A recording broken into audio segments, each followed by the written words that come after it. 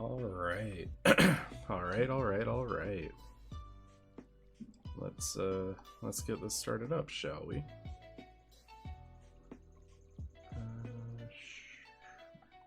Desktop. Yeah. There we go. Back. Had a bit of a unplanned break there. Had a lot of things going on. But here I am. Hope everyone's been doing well. So, also, hello Zyka. I see you there. I wanted to say it out loud too.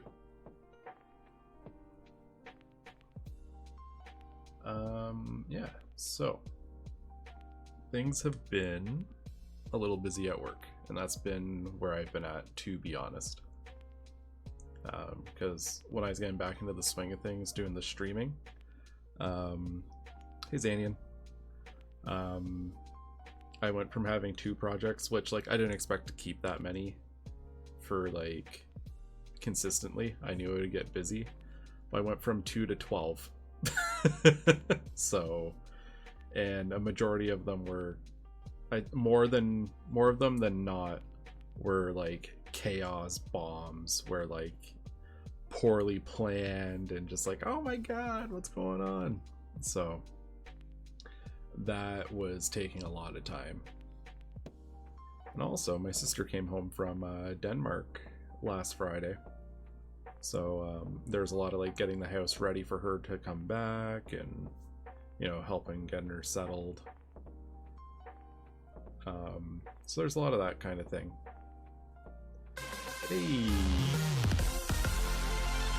thank you. But yeah, so that's just short and sweet explanation of where I've been at. It was just life got real busy real quick, and I haven't had a chance to sit down and dig in. But that doesn't mean I have been unproductive. So before like I dive into working on Blue Mage, which is the goal today, we're probably not going to finish it, but I am planning to get a lot done, hopefully, and talk about like the design angle I'm coming at and stuff. Model's frozen? Oh, that's weird. It's looking okay on my end. Is it oh, you know what? I might have just like turned away too far, and then it bugged out for a second. Now I'm gonna freeze it because I'm grabbing something from off screen.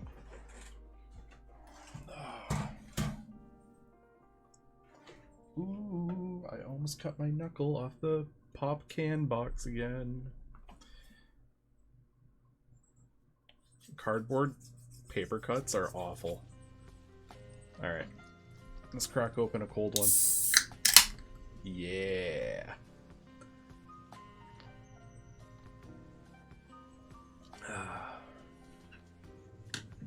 Yeah, so yeah, I've not been unproductive while not streaming. I have been able to get like D&D work done. So I'll talk about what I've been up to real quick, give a little recap, because I kind of landed on this is like the last project Meteor Survivor class I'm going to work on for now.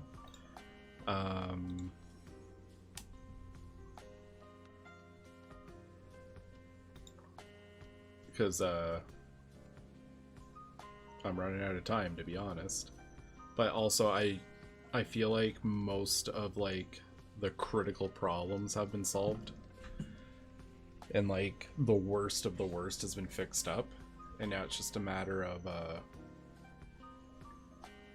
it's like, oh, this could be better, as opposed to there's something inherently wrong with this and it needs to be fixed. Yeah, so I'll talk about Machinist because that's what we were working on last time. And we had landed on having that battery system. And then and the battery system, I don't know if it's going to stay. I was getting feedback in the server for the project, and people weren't huge fans of it. It's divisive at best in terms of reception. Personally, I still think it's a good idea, and maybe it just needs to be warmed up a little bit. But I was also thinking about maybe just having the creations having an internal battery where it's like, yeah, you can use it X number of times. I don't know. I'm still split either way. Personally, I like the battery. But yeah, we'll see. We'll see where that lands. So what we ended up with was like a lot of the core that's kind of like self-supporting, where it's got its mechanical turret back. Still has that bonus to being able to disarm traps using your tools. You got your extra attack and reload so that you can reload like loading weapons faster, so your pistols and stuff. Eye for Design is still here as like a fun flavor feature. We got Gray's combat roll, so like a lot of the things that they had before are in terms of like core combat features, as like a ranged fighter is in place.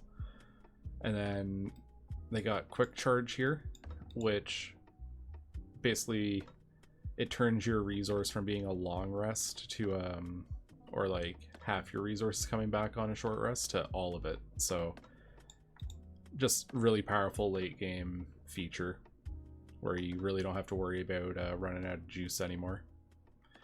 Yeah, and then we had our three different we split the archetypes out for the magnum opuses.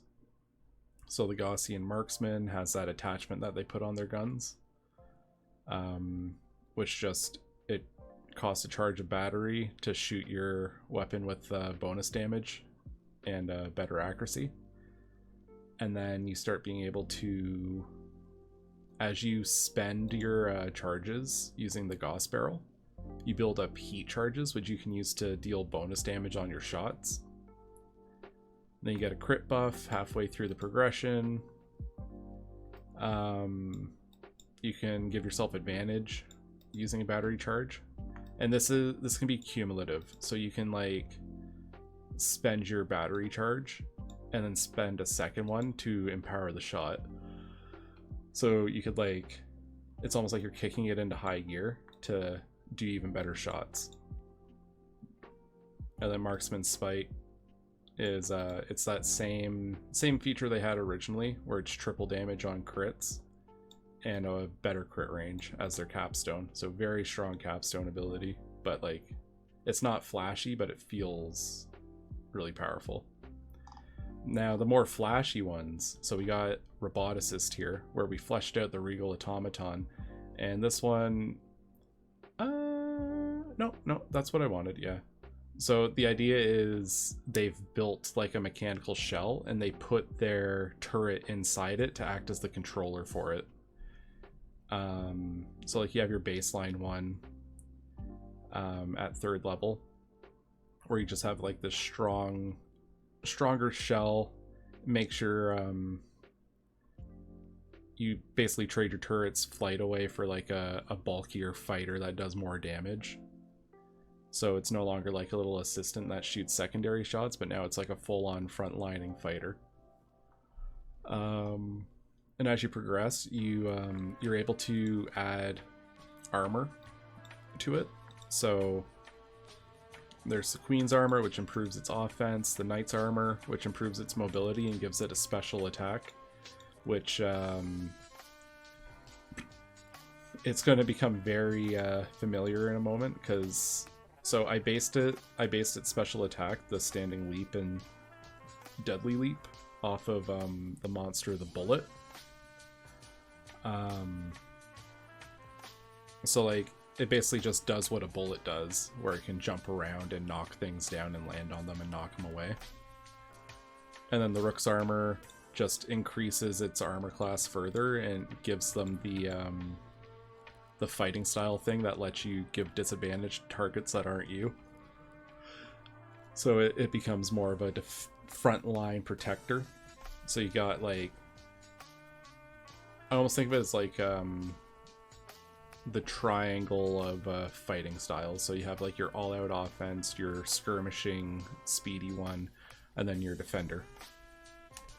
And the typical class or archetype for pet classes where you get your extra attack at 11 for your pet. And then they got like a special attack that costs their battery.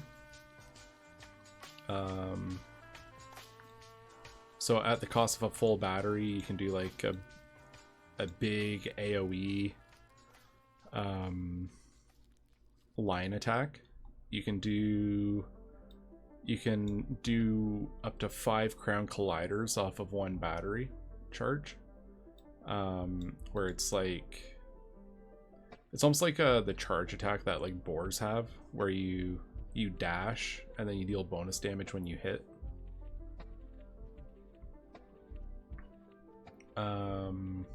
And then there's the pile bunker, which is like an AoE around itself, so it's not quite the same as what they have in the game, but I felt like there was no need to have 2 attacks that are essentially the same thing: crown collider and pile bunker. So what pile bunker does now, oh excuse me, I'm a little sleepy still. Well, I have to decide on number of charges still, but yeah, it like hits the ground and causes like an AoE that knocks everything to the ground if it fails its save. So the idea is it's providing both like an AoE attack, but also support option for others to come in and have advantage to attack the things that are prone. And then style change lets you swap it out, like swap out your armors as you're fighting. So that one felt pretty good. I'm a fan. And then the last one we got is the Inventor's Legacy. So you start getting bonus damage. You start being able to swap your creations around over a long rest. You double the charges of your batteries, so you can get much more use out of your inventions. And then you have jerry-rigged, where this is supposed to represent, so in the game when you use like air anchor, bioblaster, all that shit, you're pulling out the same like big mechanical unit and just different things are coming out of it, right? So the idea is you have all these different inventions and you've combined them into a single thing that you hold with 2 hands. So you can combine your stuff as long as it equals out to requiring 5 hands, which sounds kind of weird, but basically you can attach 2 two-handed weapons or inventions together with a one-handed invention, or you could do 5 one-handed inventions in one single thing that you hold with 2 hands. So like it would probably look ridiculous, like a little Frankenstein invention, but that's kind of the idea behind this thing. And then Hypercharger lets you recharge your batteries on a short rest. You know what? I just realized that's just the same thing as the 18th level thing, isn't it? So we might need to update that. All your batteries recharge when you complete a short rest. When you complete a short rest, you recharge all your batteries. Okay, yeah, we gotta update that. Whoops. Well, that's why we read these things back. And then the bonus damage is doubled. So we'll update that. Whoopsie poopsie. And then they have all the different inventions. So I tiered them based on how complex and powerful they are. So like when you first start Machinist, you're at tier 1, where you can create like, this is just detect magic in a device. Bioblaster is basically just a poison themed burning hands that can apply poison to targets. Flashbulb, which is just like a blind that shoots a bright light and does some radiant damage. Chocobo boots lets you use a charge to just like go fast or be able to jump high. Nice and straightforward. Climber claws, it gives you climbing speed for an hour or 10 hours when you turn it on.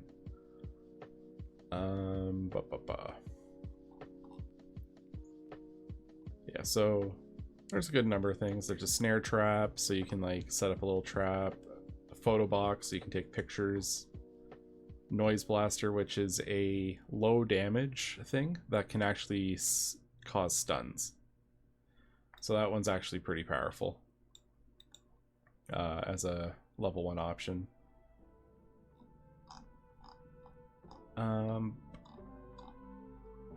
Yeah, so and then at 5th level is when I picture them getting access to tier 2. So that's where you get your it's like a little grenade launcher that just gives you like an alternate fire thing. We got the auto crossbow, which is basically just like a low damage spread attack as a bonus action. Let's see, what else do we got at tier 2? The grappling gauntlet, which was originally a feature that the gunbreaker had, and I felt bad about losing it, so I made it an invention for the machinist. Gust bellows, which is just like a wind machine. Hawkeye mask, which gives you it's basically high-tech binoculars and night vision. Is there night vision attached to it? I might be wrong on that. No, it's just like super it's a hawk's eyes. Yeah, like it lets you zoom in, zoom out. It's kind of like the Legend of Zelda Hawkeye item. That's exactly what the inspiration was for it. Mog boots, which gives you a little hover. Remote control unit. So this thing lets you control your turret directly or your regal automaton. So you basically replace all your attacks. You replace your attacks with your pet by doing this. So you could get out to up to 3, I think, because you would have your 2 attacks from using the remote control unit, and then your bonus attack also doing it. So if you find that your character's not really fitting the role of being offensive itself, you can kind of all into your pet. You got Sahagin set, which is just like a scuba set. The Titan belt, which just gives you advantage to not be pushed around and helps you concentrate. So it's just like, think like iron boots almost from Zelda.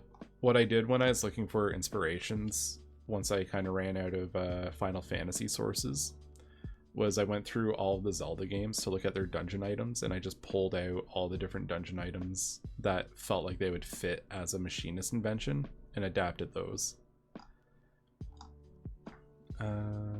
For tier 3, we got the air anchor, which is really just a really violent bola that forces things to the ground if they're flying. It removes their fly speed. The air gear, which is like a flying hoverboard.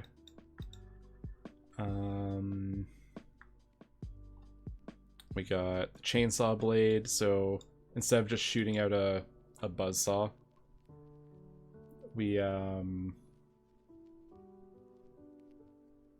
gonna go for like adapting a weapon. Nerdy Sakura, welcome. There's no reason to sneak. The doors are open. But thanks for the follow. I'm just recapping what I've been working on off stream, and then we're gonna dive into working on Blue Mage here.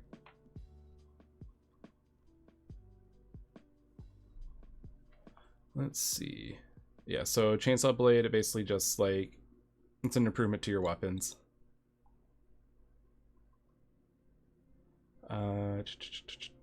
What else? Cloaking stave. So this is just like a staff with a cloaking device, so anything around you also gets the invisibility effect, and you guys can walk around with it. You can set it up. The drill, the idea behind the drill was it should be able to pierce any armor.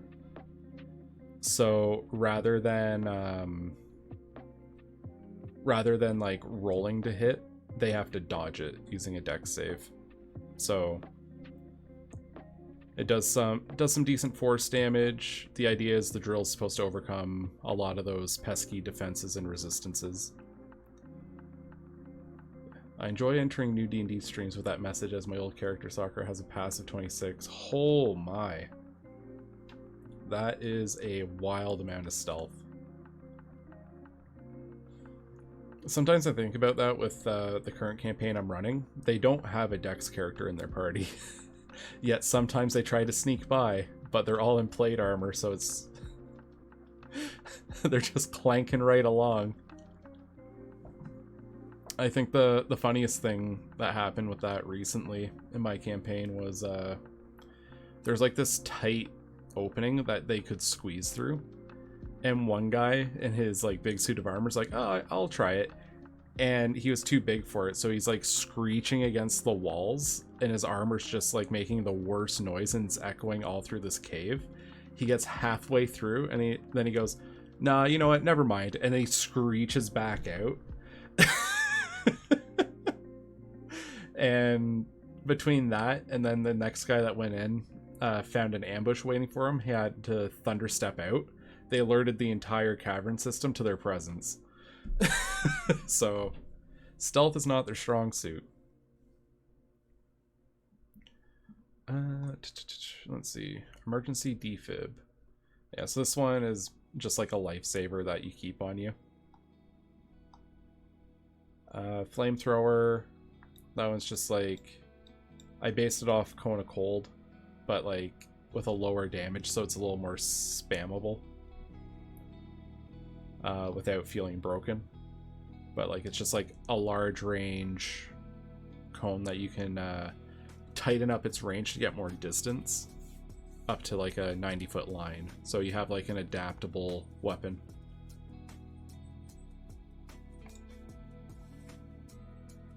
Sakura Tamashi was an arcane trickster rogue.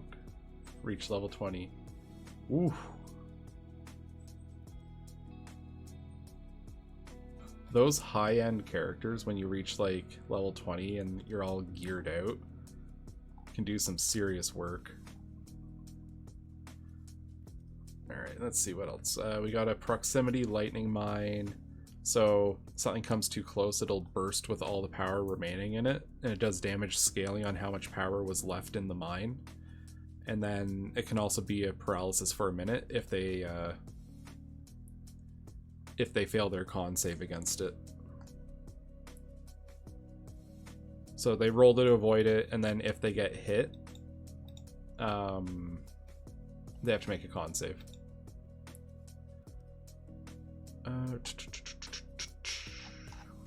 Then we got the Trailblazer as the last tier 3, which is just like long distance travel helper. It's a 2-seater motorcycle.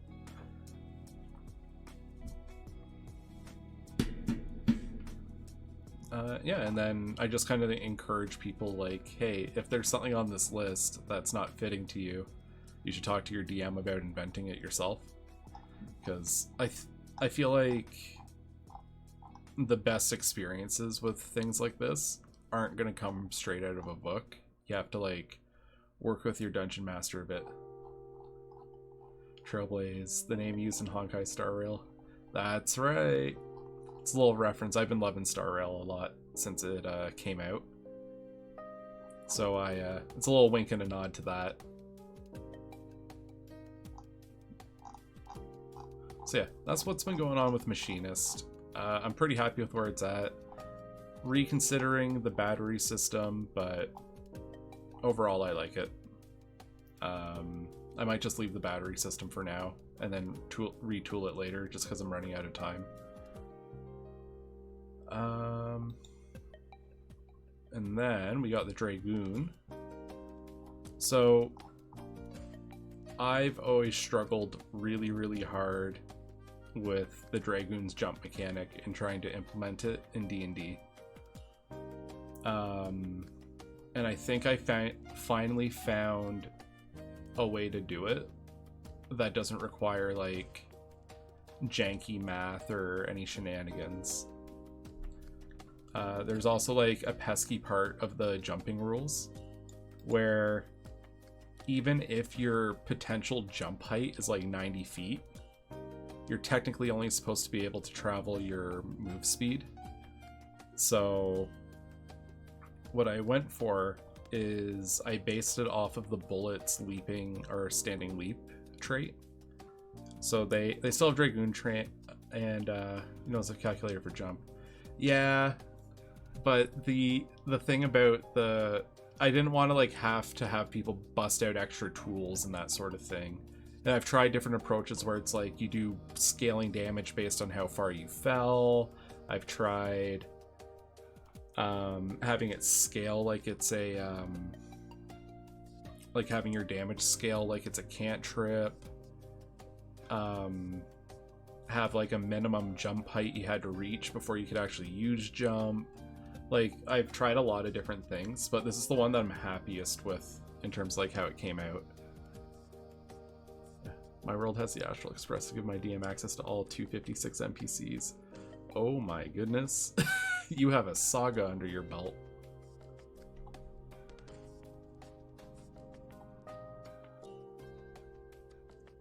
But yeah, so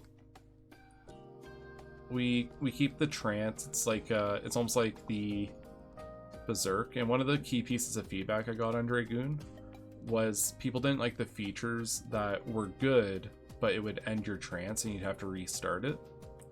So what we've done is when you enter your trance, you get some blood charge, like dragon blood charges to spend on the features without ending your trance. And those carry over after your trance ends. So it just kind of keeps like some control over not being able to spam all your most powerful abilities endlessly, but it's enough freedom that you don't feel as restricted as like, oh, I either stop being able to jump or do this attack.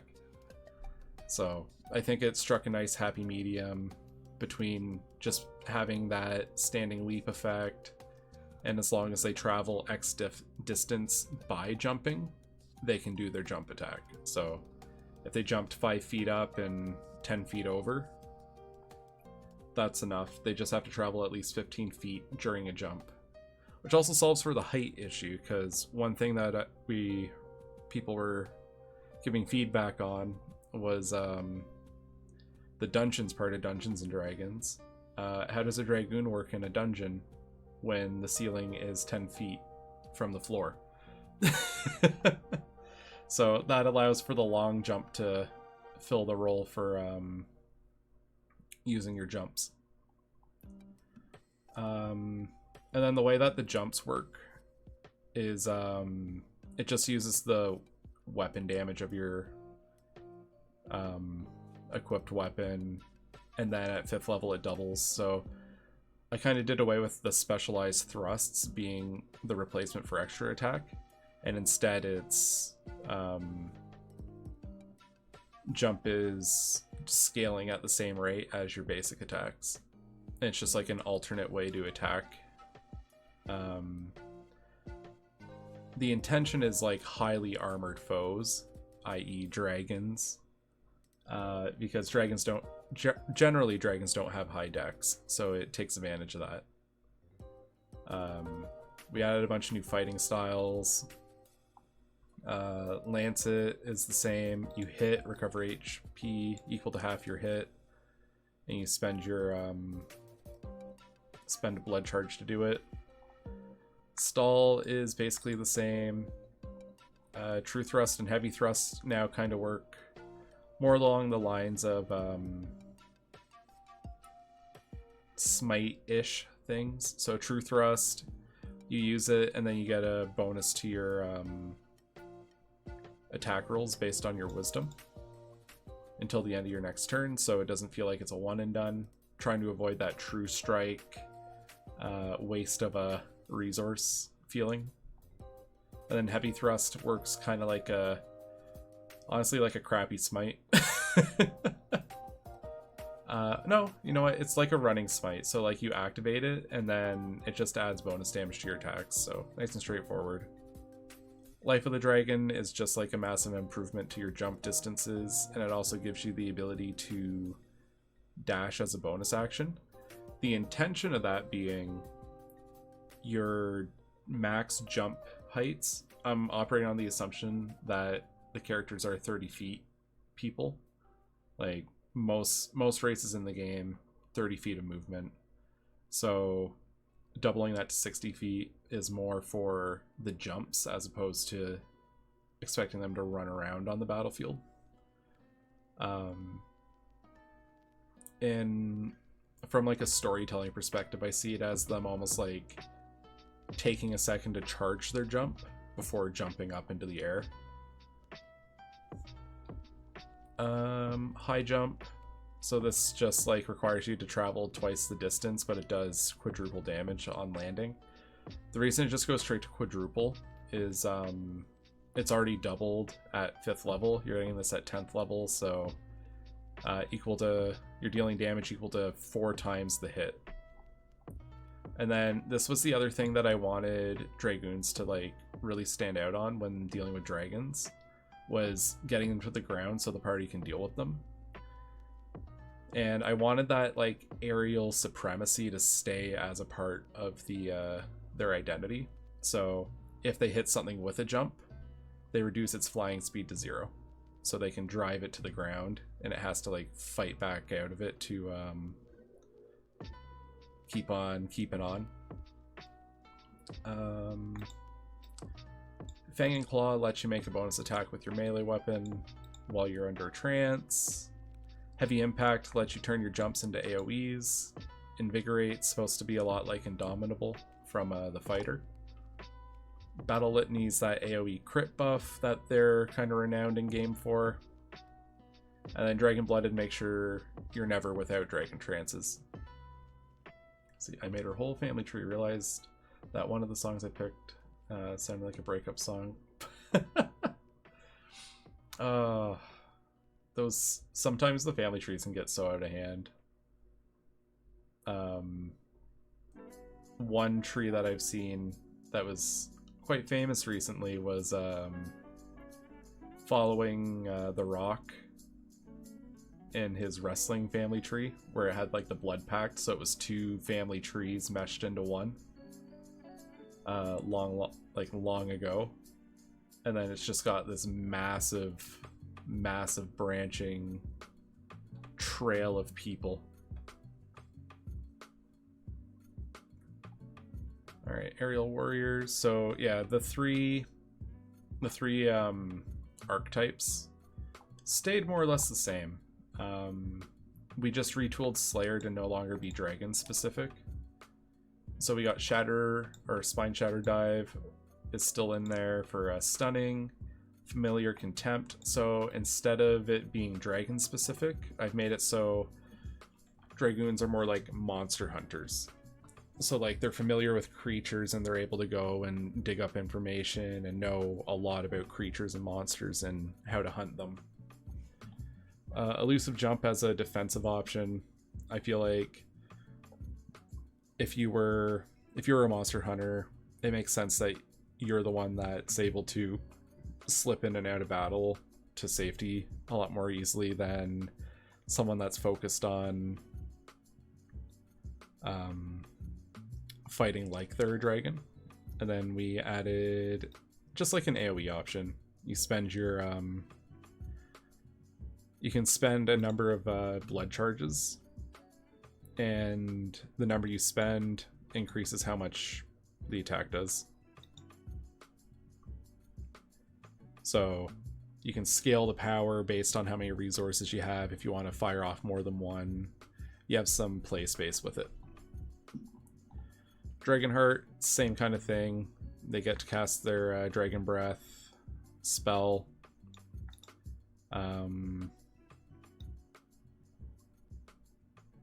They gain their senses that are like a dragon, so they get the blind sight, dark sight. They can make perception checks as if they're using a layer action, or not a layer action, like a legendary action. Scales of the dragon, so this is just like giving them resistance to physical damage and also fire. So it's supposed to, you know, lean into that dragon. One thing that we could do is actually change that fire to match whatever element you picked for dragon breath. And also you can't get knocked out of your dragon breath.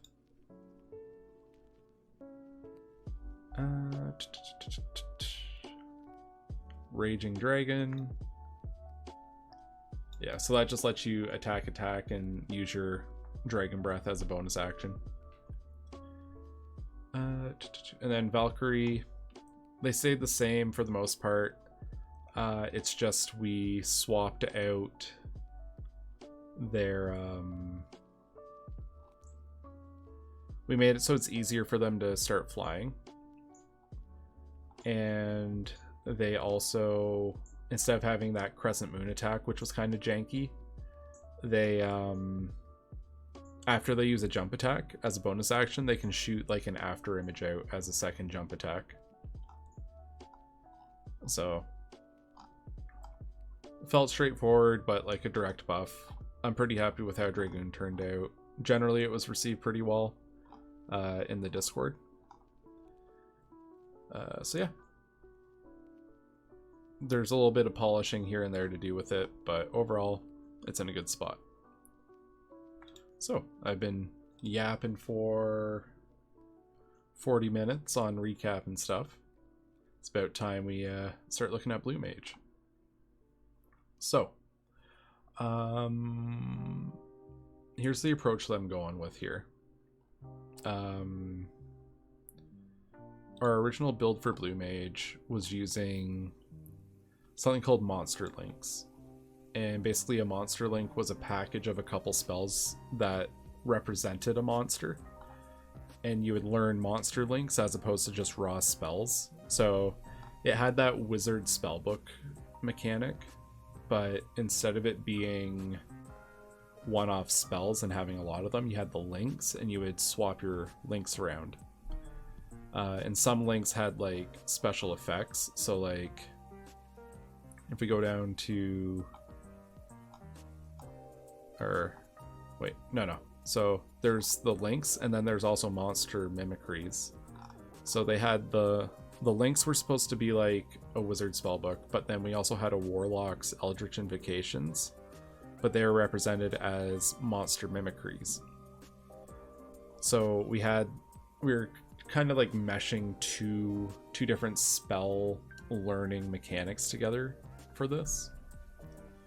Along with an adaptive based on which archetype you chose, you would have a different spellcasting ability modifier.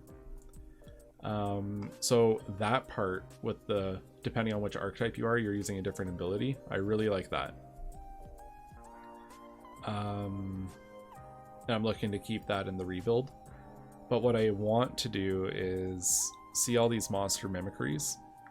So you can cast Mage Armor at will. You can cast Hold Person. You can cast Vampiric Touch.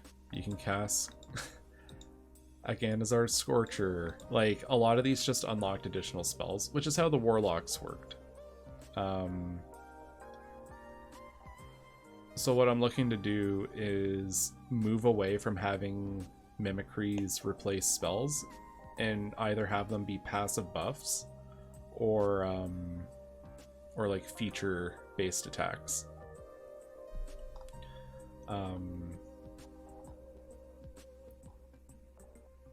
And then, as always, if a dungeon master has a blue mage in their game, ideally they work with the player to think of like special abilities for them to find from boss fights, random monsters they find, etc., etc. Where this original build that we're moving away from will differ from the new build is the mimicries and the spells are all going in the same pool. And so like if you have like your book, you've got the mimicries and you can learn your blue mage spells, so you don't have to choose between. It all gets written down in the same pool, and when you're picking your daily spells, you can pick like, oh, I want this passive buff from this monster mimicry, I want this blue mage spell, I want this buff, this spell, I want this attack to lean back on if I run out of spell slots. I want some mimicries I think will cost spell slots to cast them if they're too strong. But like, or maybe they'll have like a weaker version of them that you can shoot out along with like a more powerful version. Maybe we'll sprinkle some additional cantrips in there. But yeah, it's more pulling all from one pool as opposed to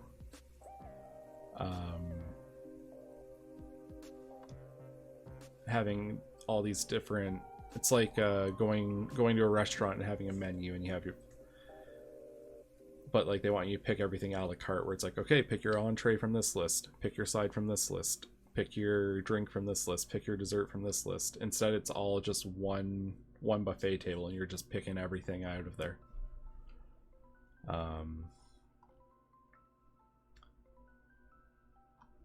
Yeah, so one thing I did was I sat down and I just started listing as many Final Fantasy monsters that were recurring or famous as I could think of. Both from 14 and just like in general. This list could obviously be very, very big, so I was trying to be a little choosy on what I put down. So I'm definitely open to suggestions for things to add to it. But this is where a bulk of the work is going to be going in for setting up the Blue Mage. Is cooking up all these different mimicries. The only one I have written down right now is Adamantoise Shell, which gives you the racial buff of the turtle, where your AC just becomes 17 and that's it. There's no other thing. Chocobo Rush as well, dash action as a bonus action. So like, I want this to just be like a highly customizable thing. I knew for the Oppo I wanted to have athletics and acrobatics, so it's like you're swinging around in the vines and stuff and climbing trees.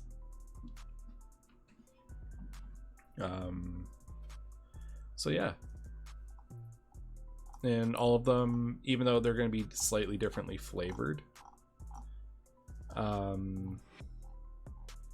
they're all kind of using the same basic premise of casting, where it's channeling ether to emulate a monster's ability. And also we're dropping the Masked Carnivalian and going with the Wallachie as the third what's the word I'm looking for here? The third archetype. I think we're going to get a lot more lore in Dawn Trail, which would make this easier, since we're going to the place where the Blue Mages come from, but painted myself into a corner. So, we ball. I guess one other note is I wanted this to feel comparable to a wizard, so it still has like that spellbook effect. And it follows a similar progression path where at second level it has something to recover its resources, and then I'll figure out something for 18th and 20. I think one of these is going to be switching your, like swapping your spells around in your mimicries, just like during a short rest instead of having to wait for a long rest. And then for the capstone, I'm gonna be real, not a clue what I want to do with it. Excuse me. Maybe it has a favored, you pick a favored one and you don't use your spell slots for it. Hey, thanks for the follow, Blanco.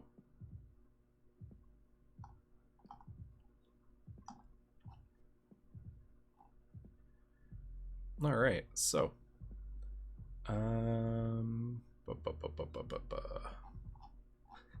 see, I had a game plan, but really I think all we have to do is sit down and just start cooking up ideas. So let's see. I also brought up their job guide, and then I realized that they don't really have like a list of the Blue Mage spells. from 14, and that's okay. We don't want to straight rip too much. Alright, so let's start with just thinking of different monsters, and then as we move along, if people spot opportunities for new monsters, let me know, and we can add on as we move through, because some of these I think we're fine to use. It's more like the spell ones that we have to rework. Ooh, one that I thought of the other day that I didn't write down was adding like a... Oh no, I started writing it down. The wolf. So the wolf's instincts, which would essentially be looking at different monsters from the monster manual. A wolf has like the traits for keen sense, so you get advantage on your perception based on scent, I believe, and hearing. And then they also get pack tactics, so I think that would be fun to be able to, like, a player to be able to draw in using pack tactics in their character. And I guess technically that's like flanking from the optional rules, but you know, sometimes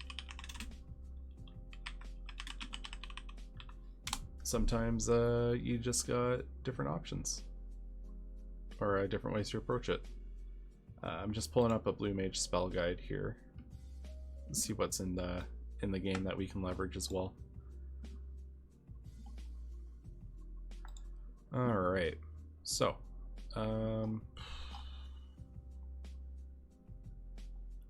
I guess I'll start with the ones that I can think of stuff immediately just as we go down the list. So Avis I know is going to be like some kind of lightning thing. The Ahriman, Petrification might be too strong to have as like a spammable thing.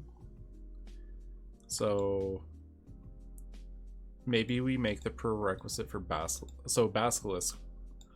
Here's what we'll do. Ahriman will get like its AoE hold, or not hold person, but like an AoE paralysis thing that lasts until like the end of your next turn or something, so you personally can take advantage of it. And it'll burn a spell slot, so it's not quite hold person. It's got like an area of effect, but you can't hold it indefinitely. And then Basilisk, we can work in some petrification mechanic with a higher prerequisite to get into it, because I wouldn't want people getting access to stuff that they shouldn't have, in the same way that like some spells kind of like lock mechanics behind level progression. Like, I don't think you get petrification spells until you're casting 5th level spells, which would put you at 9th level with Flesh to Stone. Alright,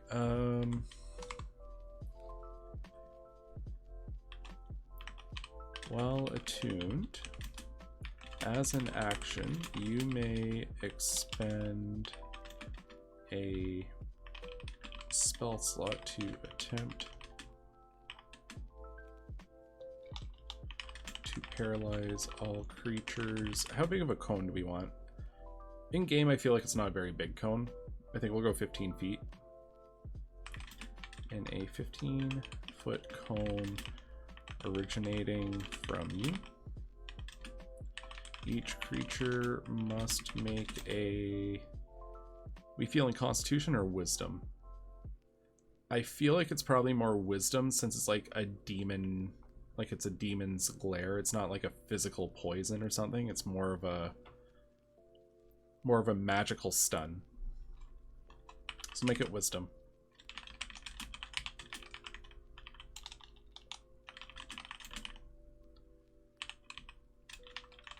Each creature in the affected area must make a Wisdom saving throw against your spell save.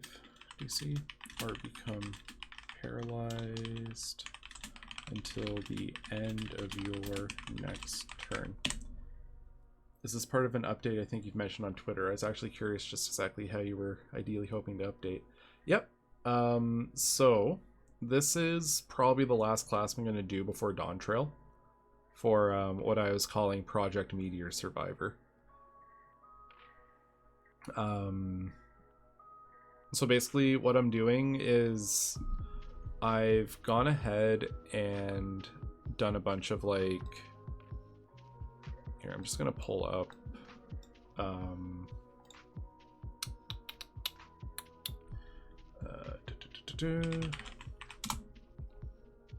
just gonna pull up my my this. There we go. We'll add that back in too. Yeah, so this is like my list of different classes I've been reworking. If you see published, it means like I've finished it and put it out there, or have worked on it and like I've gotten feedback and stuff.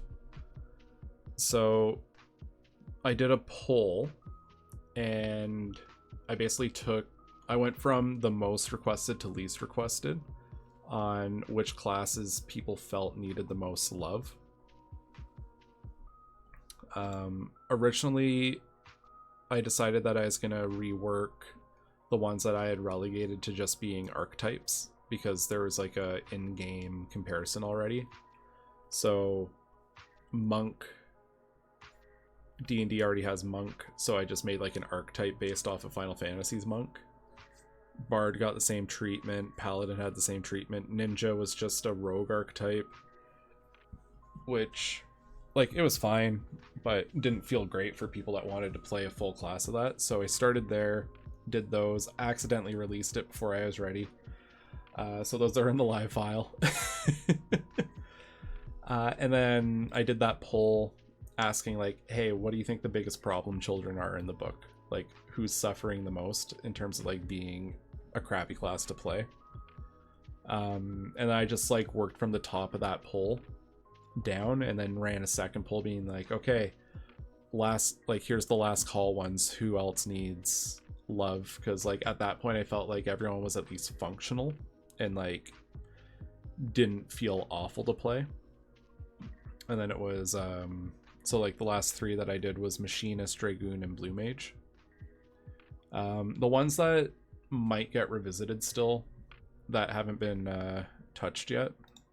So obviously Viper and Pictomancer are going to get built after the expansion comes out. But then White Mage, Dancer, and Black Mage were all kind of on equal footing for the voting, where when you give people the option to do multiple votes, they might just pick stuff to use up all their votes. But like those were the three bottom ones, and then Dark Knight and Reaper were kind of middle of the pack and might need a little bit extra to push them over the edge, you know?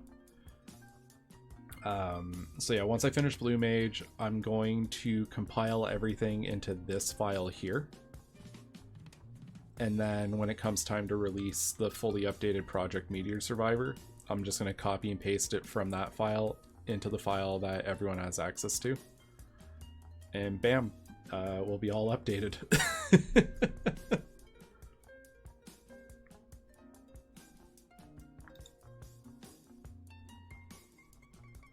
So that's the game plan.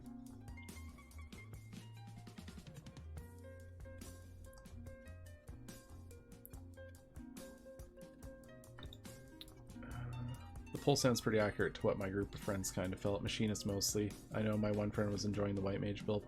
Yeah, I didn't really... The ones that are remaining, I don't see any critical problems with them. Like, there's room for them to be polished, but I don't think there's anything that's, like, critically wrong. Machinist was, like... I did my best to not have it be, like, called in. I'm really happy with the current build for Machinist now. It's been running very smoothly. Good, glad to hear. Yeah, like, I was very careful to make sure it didn't have an infinite healing loop. Because if you give someone that opportunity, they're going to take it. Unfortunately, there's people that will find a vulnerability in a build and just run with it.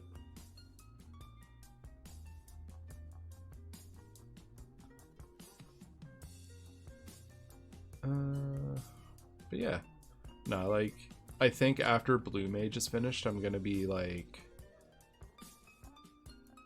I'll be tired a little bit, to be honest, but I'll be like kind of gushing over the quality. Because like, I've always been like proud of the book and how people have really enjoyed it, but there's always been a part of me that's like, there's so many like scuffed bits in here that could be better, and I just didn't catch them. Even if I'm biased and wanting to see Viper out. Nah. The timing for that is when Dawn Trail comes out. I took the Friday off for early access, so I'm gonna be rocking through the story on my warrior, and then I'm probably not going to level a healer right away. I do it every expansion, and then I just never heal for anyone. So I'll probably focus on leveling Viper first, because that's the one I'm more interested in. And then I'll level Pictomancer after. And once I have those two leveled, then I'll do the build. Getting that day 1 or day 2 Viper to 90 so I can do MSQ. Nice. Yeah, the mage in my raid group, she wants to play Pictomancer. So she's going to be doing that day 1 grind for Pictomancer, get it up there. Me, I'm just going to swing my big axe and have a good time. I'm telling my family, I am not here. I am a ghost.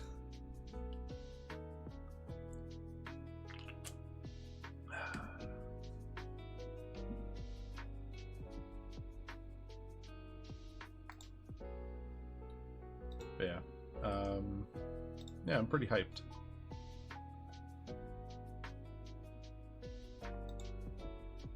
Fellow tank man, respect. Well, I might not be Dark Knight of Vipers as fun as I think I will be. Yeah, it looks like it has a pretty smooth like play rotation.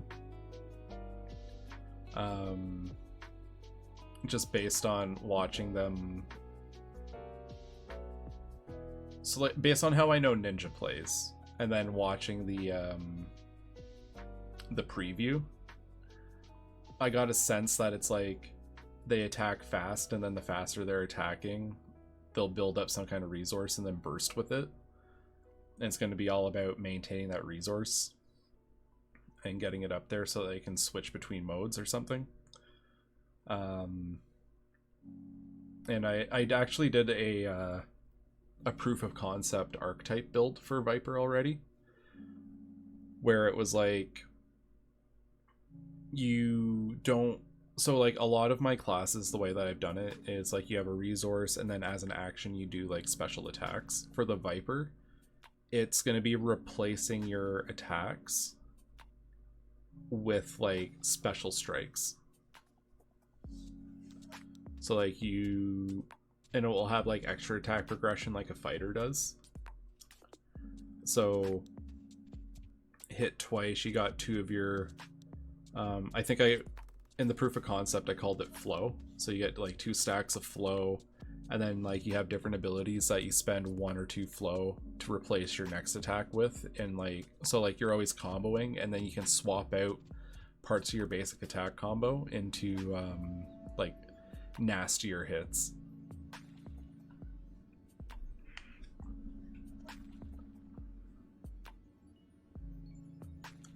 Hey Dramura. Things are going well. I've been very busy on the life front. Work got real hectic real quick, but you know, can't just keep saying, oh, I'm tired and not come back. So here I am.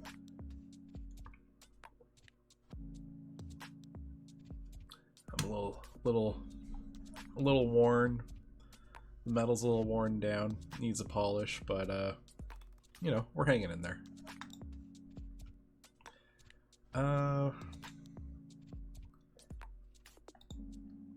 what we doing today? We're working on Blue Mage today in the Final Fantasy book. This is going to be the rework for Blue Mage.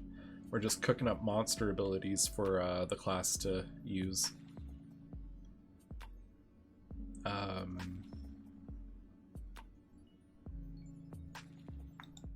And though some of them will be like spell-like, they're not going to be spells themselves.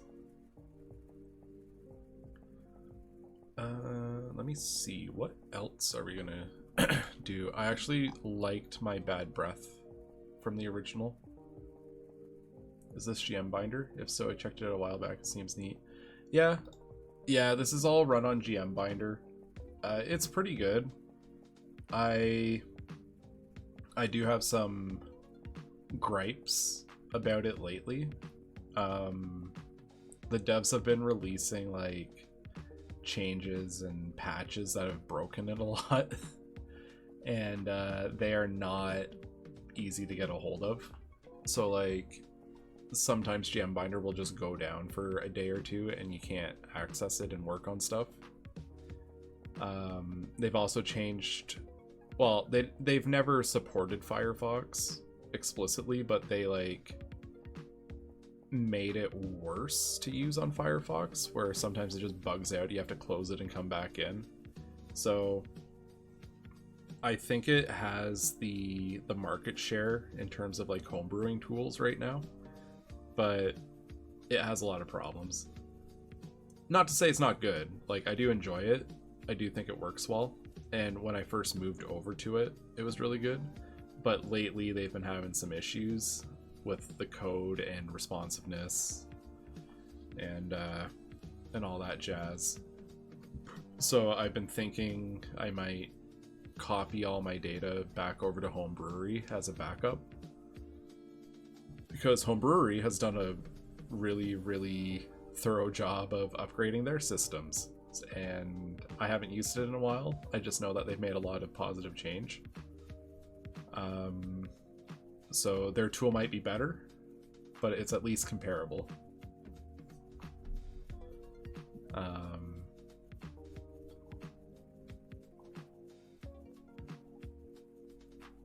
Yeah, lemons.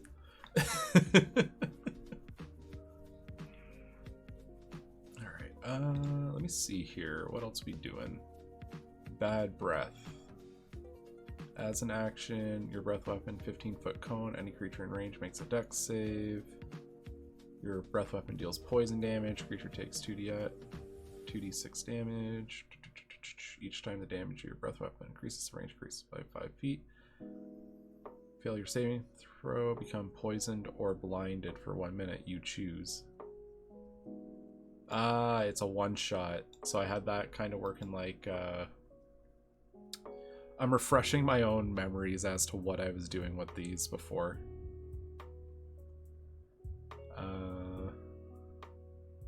Yeah, so that's supposed to work like the Dragonborn's breath weapon, where it was like a one and done. So I think we can take that and then just like massage it a little bit.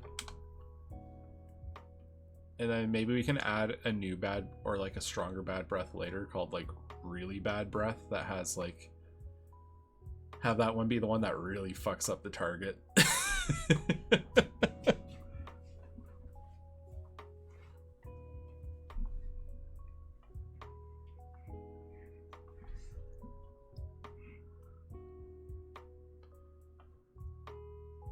So we got the paralysis coming from Ahriman's gaze.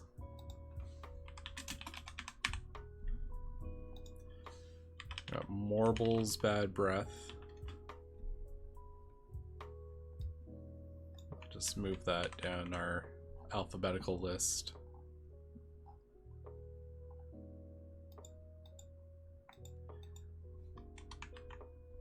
There we go. Mantis I think is fine being our extra attack thing.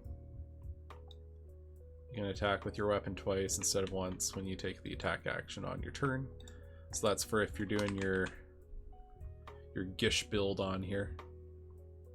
Yeah, I'm pretty hyped for Dawn Trail as well.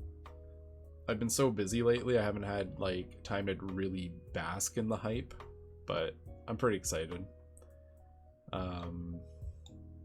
You know, I'm gonna be sitting here at 5 a.m. waiting for the server to open, ice cap in one hand, box of Timbits in the other, just vibing out.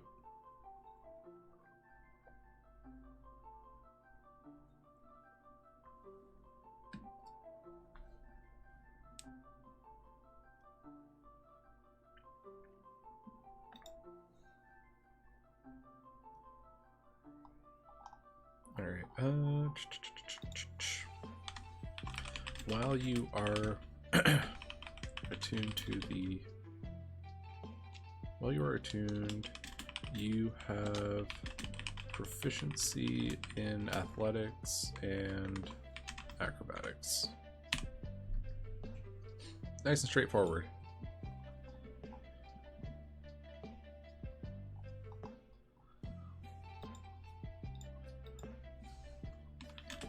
Opo's agility. I like the goblin one that I had as well. While attuned, you gain proficiency in sleight of hand and stealth. So, where did I put goblin?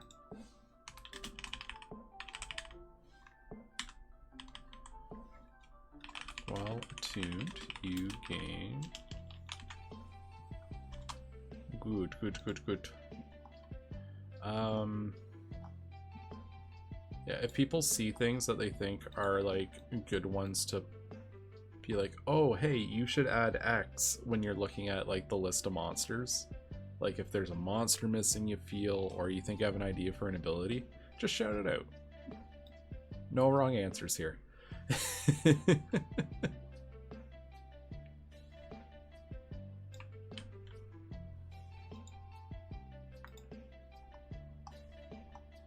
Cactar's 100 needles.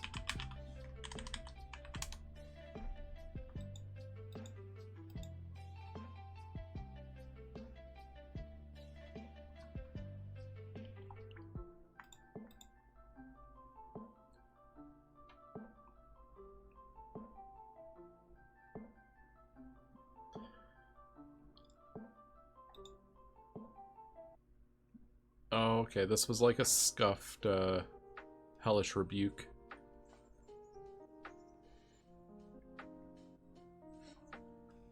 As for 1 minute, creature poisoned in this way cannot make attacks of opportunity.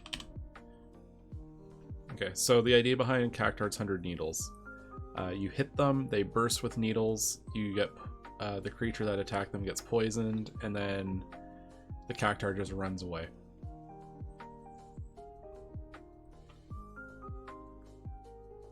So it's very much supposed to represent like a defensive adaptation, you know? I want a lot of these to feel bestial, you know?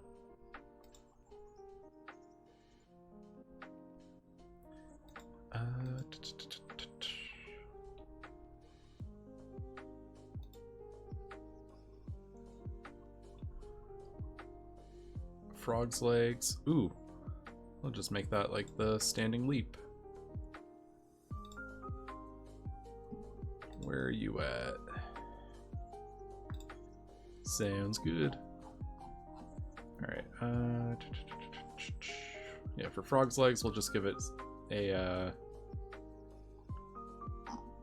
give them the ability to jump. So we've introduced a few different sources for this into the book, but I feel like they're all justifiable use cases.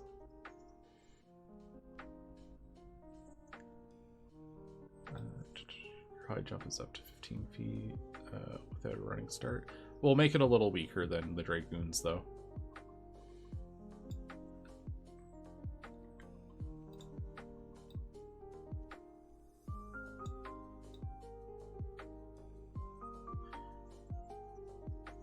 long jump.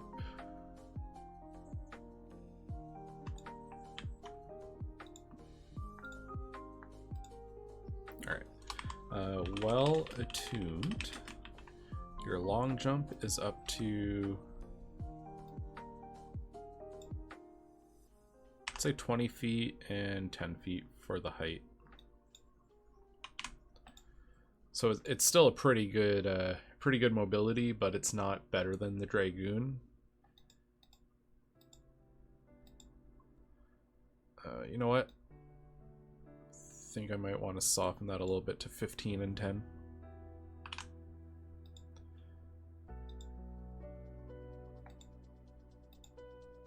Okay, yeah, that feels better.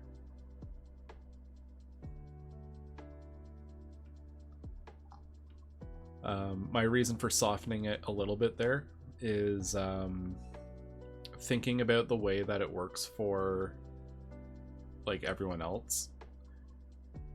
Having your blue mage just attuned to something, but you're losing a spell. You're using a spell memorization for the day just to be able to jump farther. So, you know what? Nah. Losing a spell for the day is a pretty big cost for just being able to jump a bit farther. So 20 feet's fine. I talked myself back into it. Alright, well attuned, as an action you may expend a spell slot of 2nd level or higher to attempt to paralyze all creatures in a 15-foot cone originating from you. Requires blue mage level 3. How do I word this? How do I word this normally? Monk. Let me find monk. You're my best case for wording this shit. 17th level monk, so 3rd level blue mage.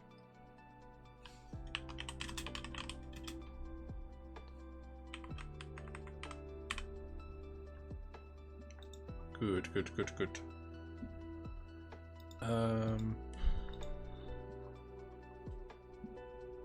Yeah, so this is basically just like hold person, but like it's a monster thing. It's not a spell, can't be silenced. It's an adaptation.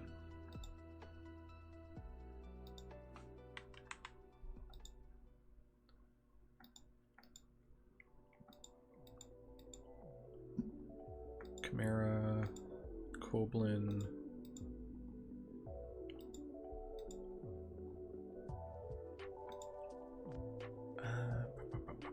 Ooh. For the F. So these are like those salamander-esque guys. Well attuned. Give them the amphibious trait. You are able to breathe air and water. Actually, no, you know what? Sahagins getting this. So you attune like a Sahagin to get your... And we'll add swim speed as well.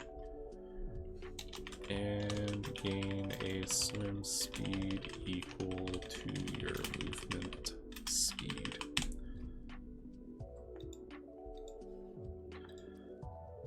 I really liked the Tonberry trait that we gave originally. So the Tonberry's Grudge, where if you're dealing with a paralyzed or stunned thing and then you hit it with a melee, it does big boy damage.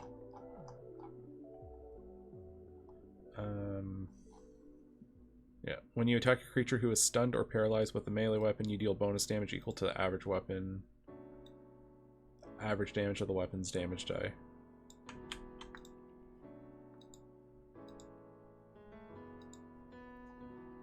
So damn, wouldn't that be crazy if you stunned something with the Ari man and then you walked over and stabbed it?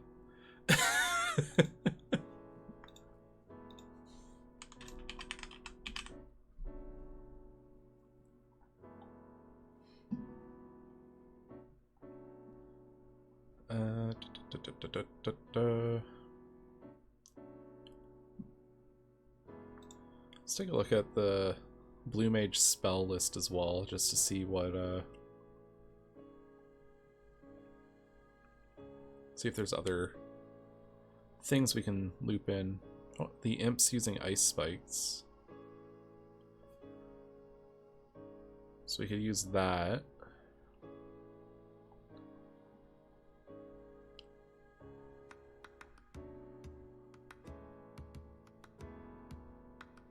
The look. Bad breath, diamondback, sticky tongue. Ooh, yeah. We could do like, there's probably some toad stuff that we could do here between toad oil and sticky tongue.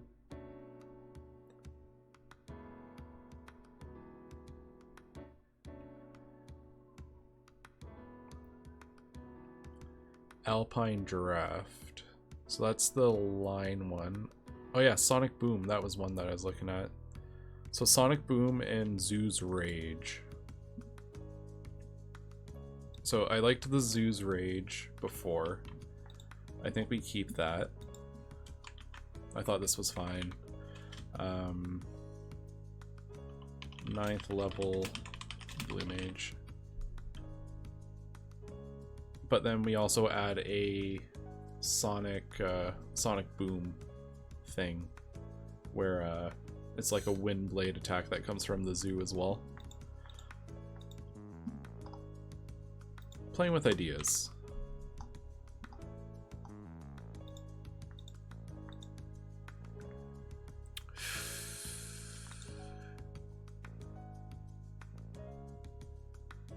Let's see.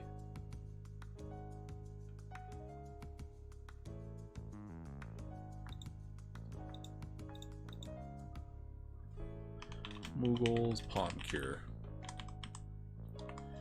While you are attuned, as a bonus action, you may expend a spell slot of any level in order to heal a creature within... What range do we want on Palm Cure? Let's say 30 feet. Within 30 feet of you that you can see. The creature... What did I say originally? I just said healing word. Yeah, I think healing word's range is 30 feet. The creature is healed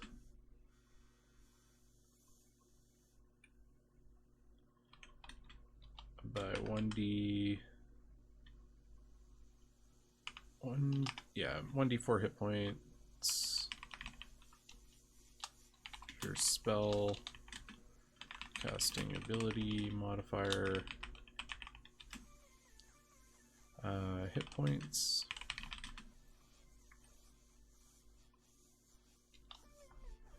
Make it number d4, where number is equal to the level of the spent spell slot.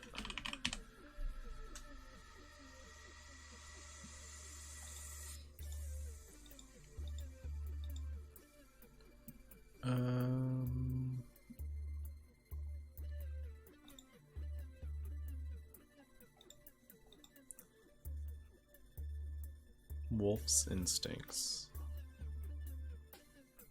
Yeah, that was one I wanted to look into. Let me just grab that real quick. 5e wolf.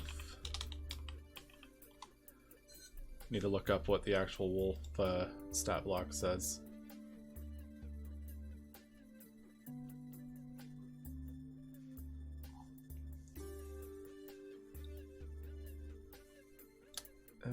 It's the pack tactics I really wanted. We can give it keen senses from something else.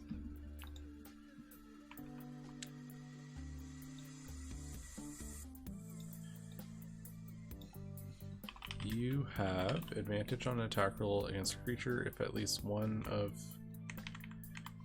your allies is within 5 feet of the creature and the ally isn't incapacitated.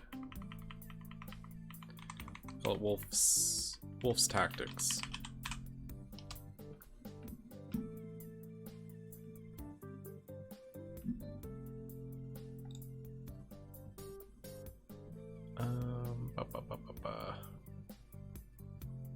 just gonna be slowly thinking of shit.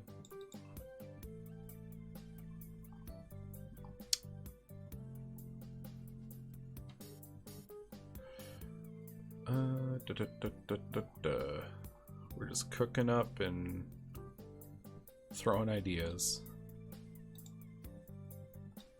Mandragora Shriek, you cast Confusion.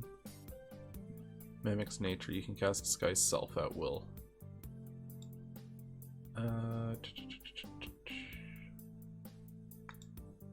You know what? That one can just be a spell.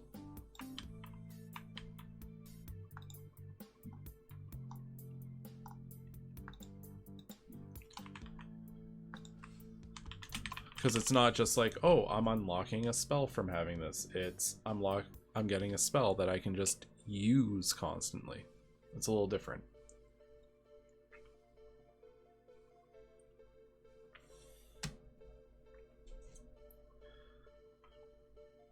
Undead Touch. Let's make this like a really scuffed version of Vampiric Touch.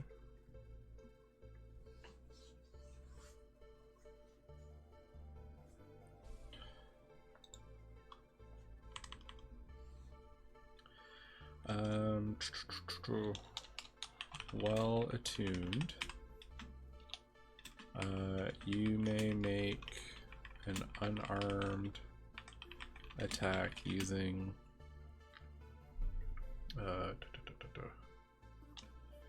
using your spell attack modifier.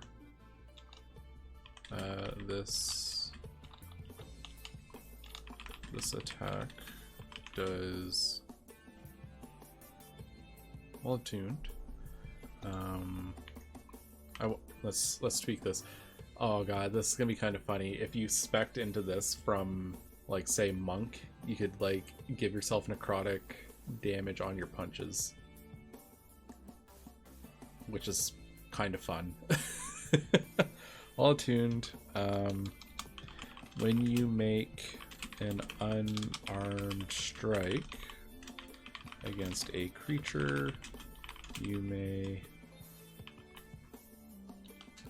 use your spell attack bonus when making the attack roll. This attack,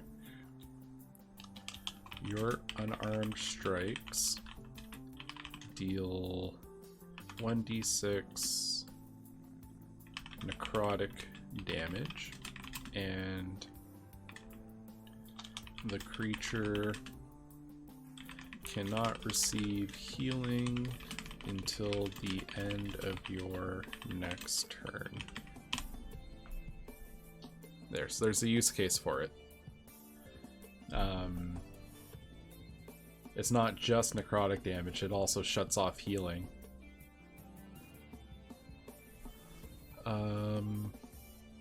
So I think that's a good one.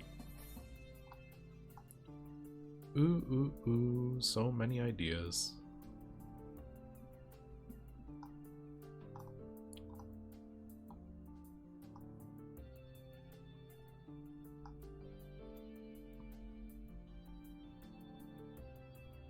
Bat. Ooh, with Bat, what if we gave them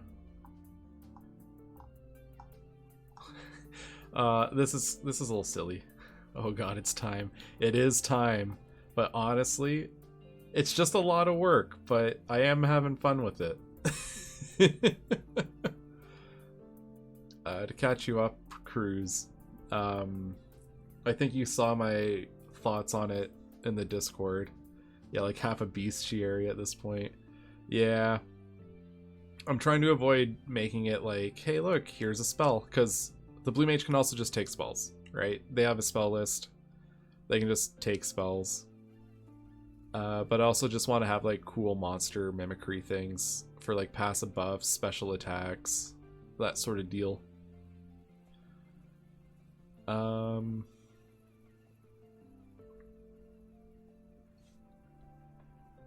also like refreshing myself on choices I made like 2 years ago. Get Spell Thief properly too. It's neither here nor there. Give me the freak illegal skills. I have a quick question. How would you make Robin Hood in Baldur's Gate 3? Ooh, there's a fun idea. My counter question to you is, are you thinking Robin Hood of the more charming song and dance, or are you thinking more of a gritty Robin Hood? Because my answer would change based on that.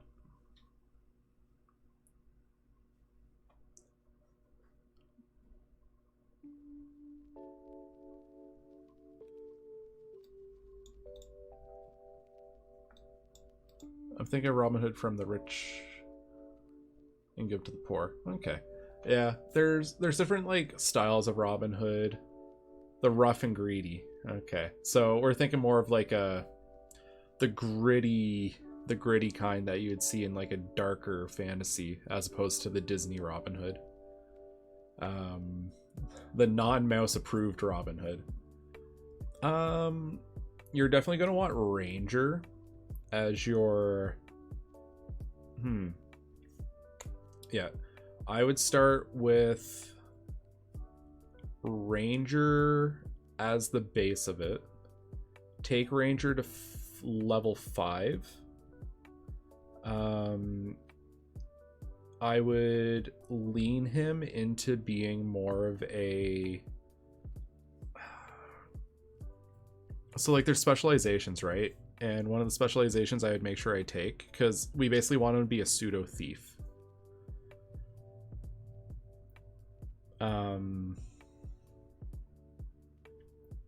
There's a couple different angles you could take on this actually.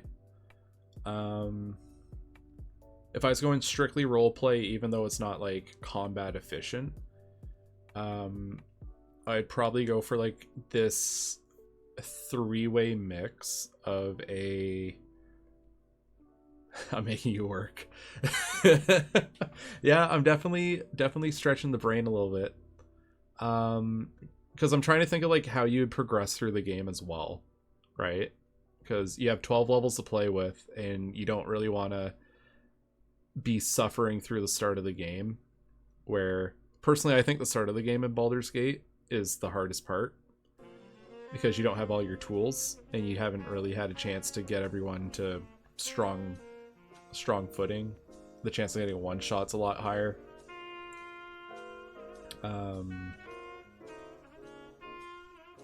I would go either fighter or ranger to start and take it to level 5. Become a bird, a ranger, and a thief. Still think Robin Hood is not a bard. Not for a gritty. Yeah. I would only make Robin Hood a bard if I was going like the Disney route. Yeah, I would go... Yeah, I think ranger's the most fitting. Your archetype's gonna be the one that's more combat focused, so not the pet one. There's a case for Gloomstalker, but it doesn't feel... you know what? Maybe Gloomstalker Ranger is the play there.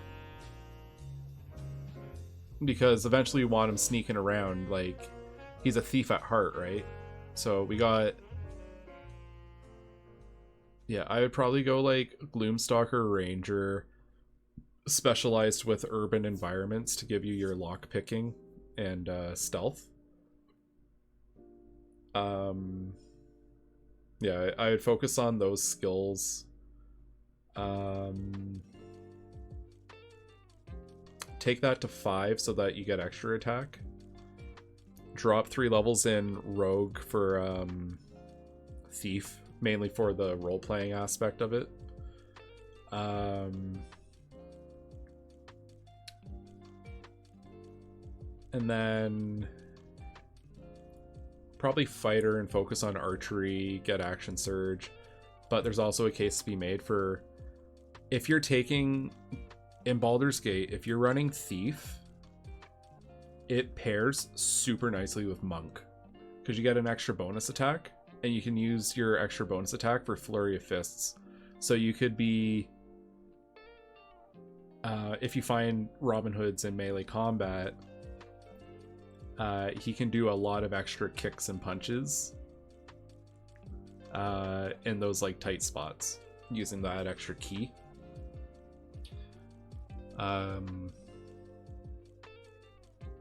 Yeah, so I would, 5 levels Gloomstalker Ranger, 3 levels Thief, probably 3 levels of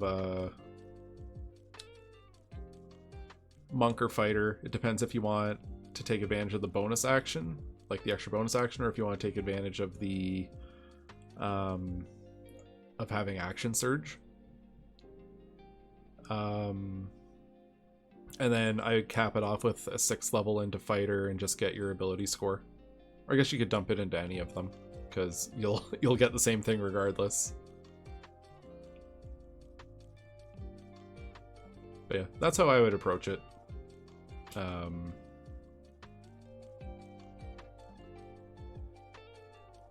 I think that gives you the best chance at like success in your playthrough as well, because like if you're doing like a funky build without all your tools at hand, it's really hard at the start. I tried doing the well, I didn't try, I did accomplish it, but I did the achievement where you have to take 1 in every level, or 1 level in every class for your build, and the start was kind of scuffed.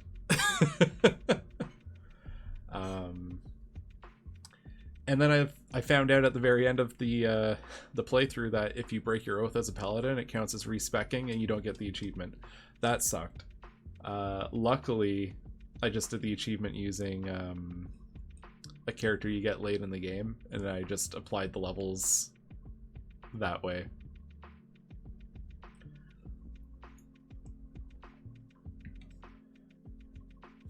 Oh yeah, I guess for build as well,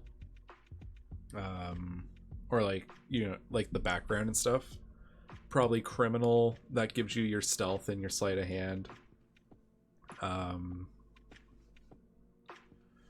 for your background, and then yeah, focus on Dex, Con, Wisdom, Strength. Probably not spec too deeply into it. It doesn't hurt too much because it helps your jumping. Intelligence is your dump stat. Charisma is kind of like your secondary dump stat. If we're doing like a gritty Robin Hood, he doesn't really... I don't picture him having any charisma anyway. More of a don't talk to me, but enjoy your present type of guy.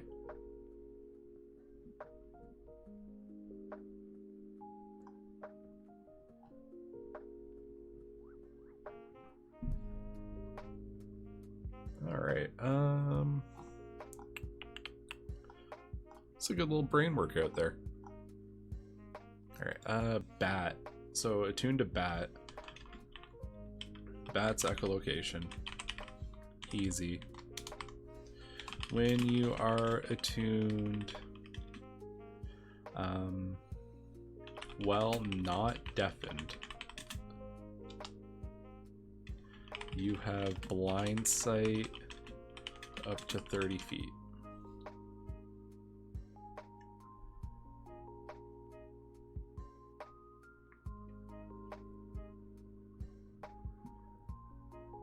Easy.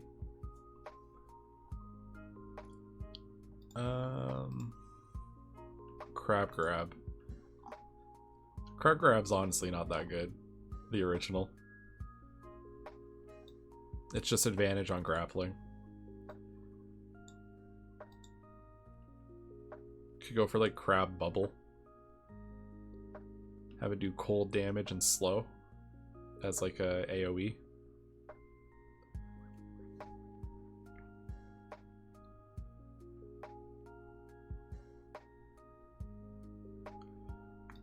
Ooh, I do like Gremlin Tongue.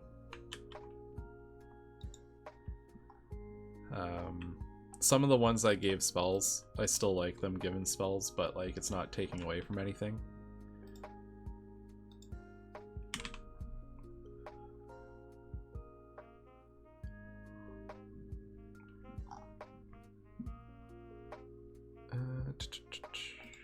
Make that 1,000 needles.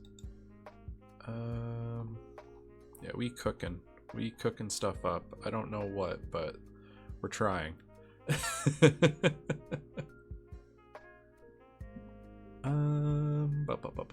Sahagin, Undead Touch is now unarmed, necrotic damage using your spell stuff. Wolf's Instincts is Pack Tactics. Yeah, you know what? I think that's kind of the play for figuring out like passive things to add on, is just like look at the monster manual and find like neat traits that aren't easily available and making them available through this system. Let me see. 5e Bestiary.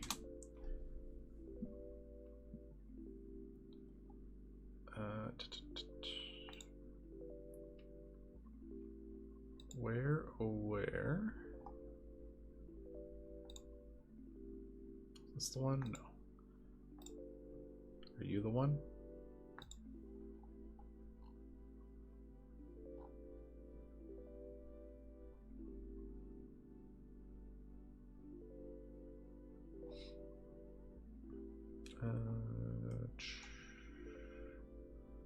Alright, we'll just use this.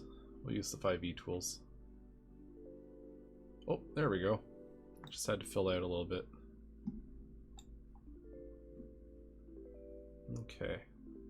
If anyone's interested in this tool, I'll just dump that in the chat here. Oh, 5e tools, there we go. Start Blue Magic list a few days ago. Yeah, it's definitely a good one. Dive attack.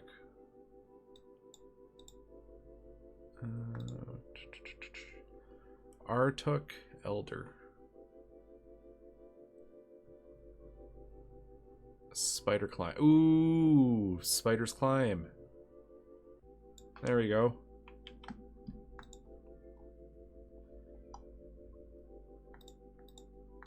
Yeah, I don't know if you were here when I was discussing with myself on whether or not it's okay to just give things that spells give, but as a passive.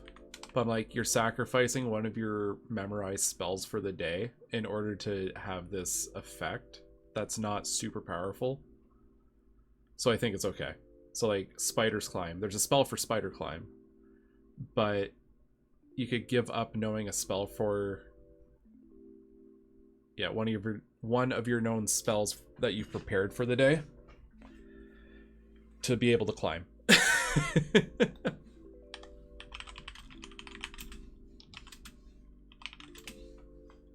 So I've justified it to myself and we're rolling with it.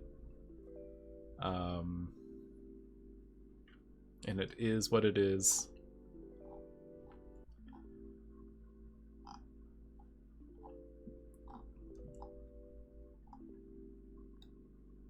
This lo-fi is making me too chill. It's gonna be eepy.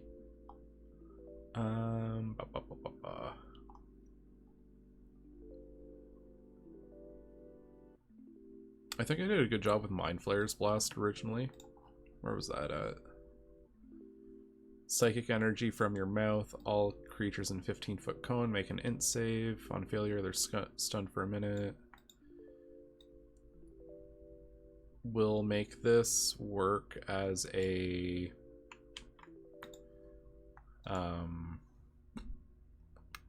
burn a spell slot to do it, because it's a little strong to be able to spam. 9th level Blue Mage. Well attuned as an action. Oops. Where are we at?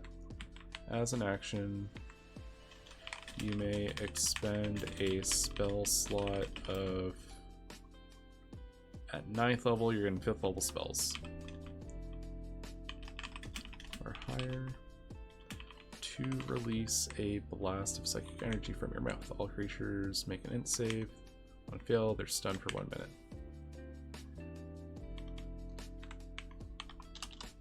but spammable. So there's a lot of really nasty support things that Blue Mage does in here, is what I'm noticing as we're progressing it. So it's not that they'll have high damage alone, but they can create situations that completely lock down a fight. So like you have Mind Flayer Blast, you got Ahriman's Gaze for paralysis, you've got AoE Poison from the Morble. Like they're a far better support than you'd expect, I guess.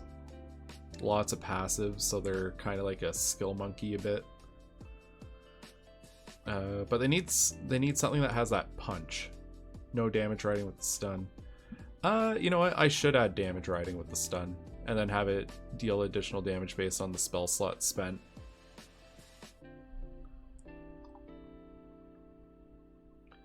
Become stun for 1 minute, and take number D10 psychic damage.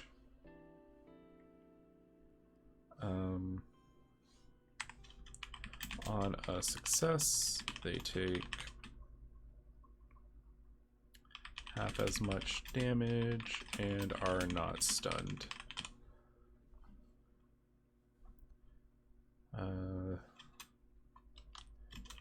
The damage is equal to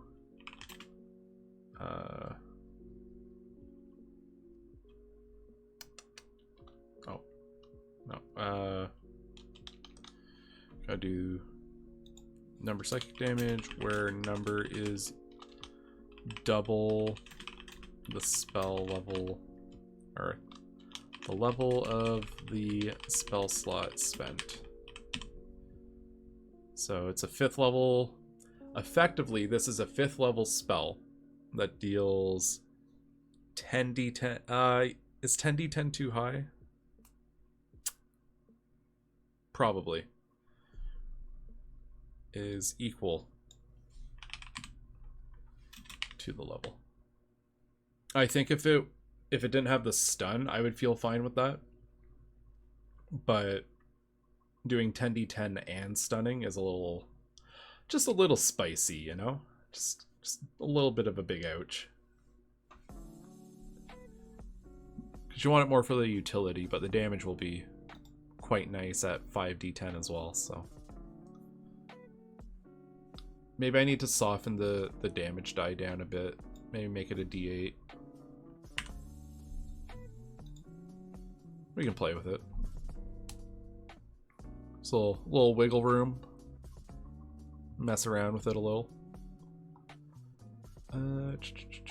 So we got Chocobo Rush. That gives them dash. We've got them... I'm trying to think of like all the different mobility things as well. I don't want to give them flight. Synaptic Static, another 5th level AoE, is 8d6. Okay, so 5d8, but also drops a big penalty to rolls if they fail.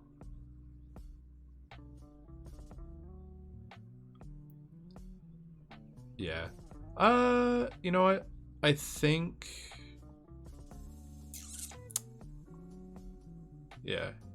D6 penalty the whole minute. Ooh. That's a pretty strong... Is that like on all attack rolls, or...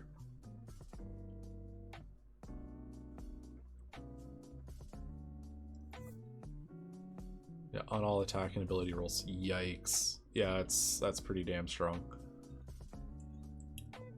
Okay, I think doing 5d8 with a stun is... Yeah, 5d8 with a stun is comparable. It's not the same as Synaptic Static, but like... comparable damage. I would say... similarly painful effect. Yeah, I'm good with it. I like it. It's not too much, but it's not nothing to sneeze at either. All right, let's flip through, see if there's any other fun. Probably as fun as it would be to give them a regeneration from one of their things? Probably not. Unless we let them spend their hit die as an action to self-heal. Is there a monster that's notorious for regeneration that we could use?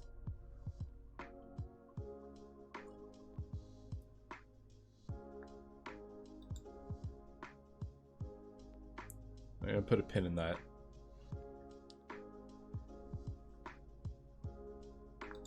Alright, what else do we got here?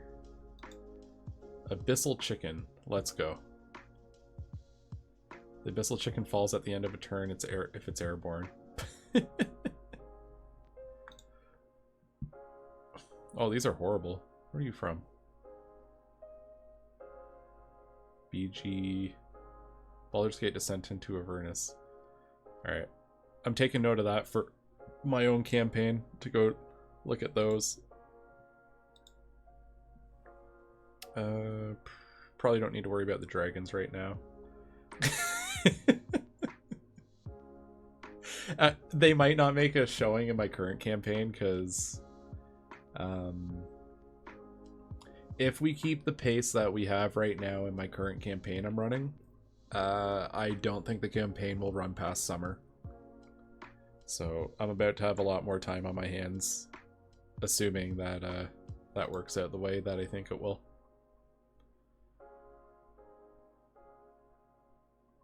Alright, so we did Sahagin. Sahagin gives them amphibious and a swim speed, so don't really have anything else to offer there.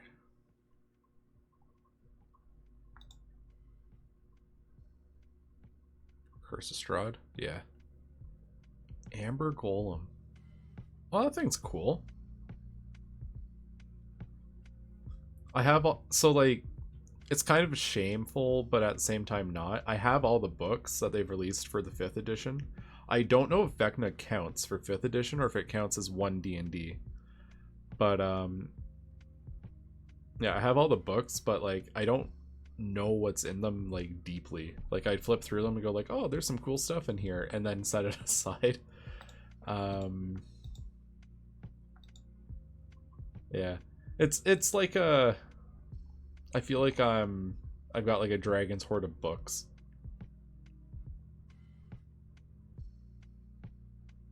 Alright. I'm gonna filter out fiends. I want beasts. I want monstrosities, oozes, plants.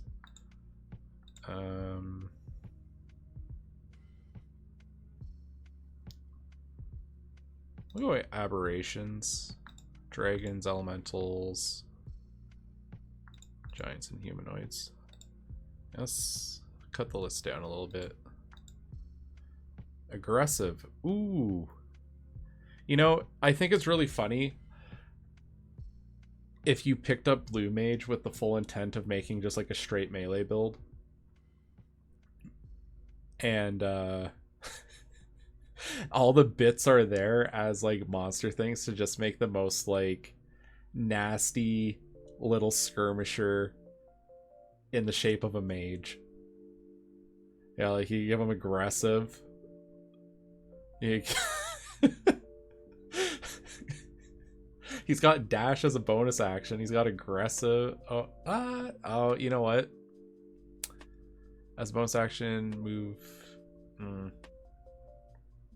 That's just dash. That's just dash with a different font. Never mind. I do like the idea of someone being able to like stitch together a martial out of the Blue Mage though.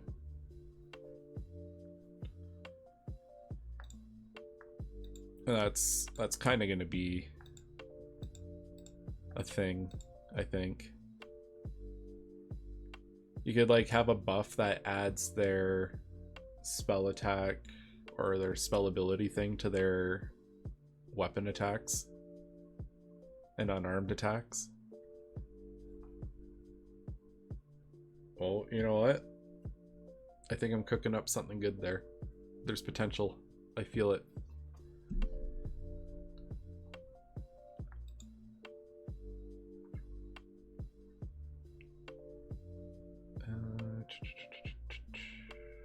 acid spray. Ephemia. God, there's so many. There is so many monsters to go through.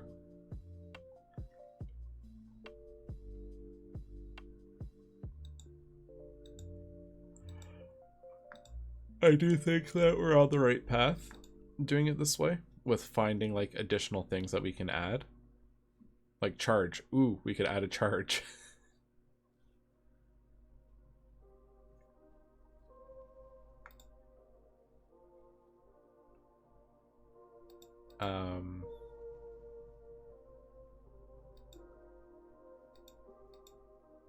Awakened rat.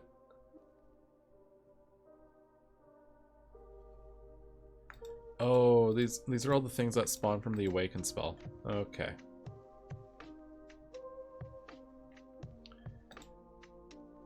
Banderhob. I love Banderhobs.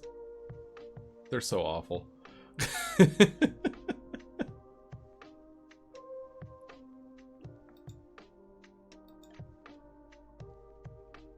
Bag jelly? Where are you from? Baldur's Gate. Oh, Big B presents Glory of the Giants.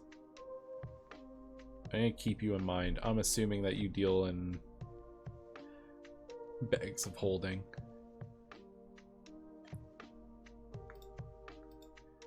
My players have done like one of the worst things an adventuring party could do, I think. Where like it doesn't matter if it was a beast or a human or whatever. If the enemy gave them a bit of a hard time, they beheaded and put it in the bag of holding. And they call it the gore bag, and it's just the worst fucking cursed thing that they drag around. I guess not the worst thing ever, but like they've become so like desensitized to having the gore bag that when NPCs are like, that's fucked, and they're like, why is it fucked up? I don't see any problem with this.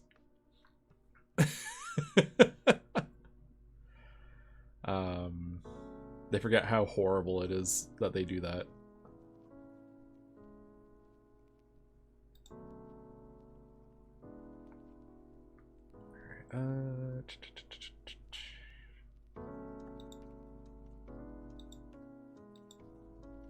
Cinder Hulk. Oh, that's if you die, you blow up. Okay, maybe. Oh, we could retool that for. Cinder Hulks are fun, yeah. We could retool the Death Burst to be the bomb. The bomb detonation.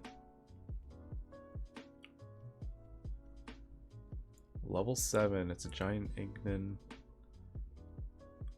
I like it. I like it. Alright. We're just gonna borrow that. We'll retool it.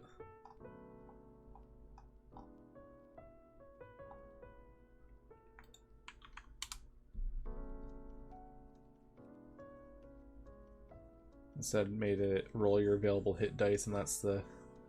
Ooh, yeah, I can see that. You have a few cases for spending hit dice.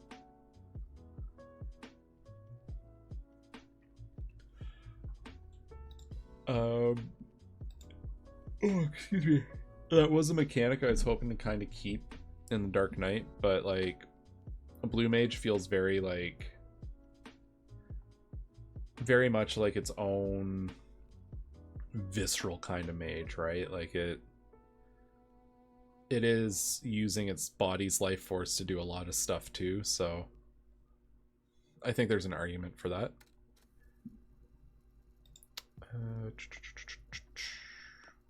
Cranium rat, Craig rat. Oh, that's not a Craig rat, that's a Craig cat.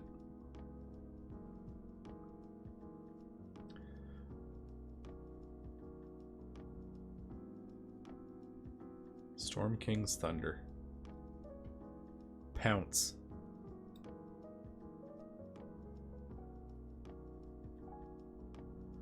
Ooh, okay. So, you know what? When I was talking about like making just like the most degenerate little like it's a wizard but not actually a wizard because it's it used all its spell slots to give itself buffs to just be a really good skirmisher. Taking shit like Pounce and and Charge in place of spells is really funny. They use sabers in 16 for or 11 for a reason. Yeah, and one of the archetypes is based on the Fel Guards from 11. So yeah, I wanted each archetype to nod to like the different flavors of Blue Mage out there. So the Lore Keepers being the OGs, the Fel Guards being 11, and then the Wallachie to represent 14.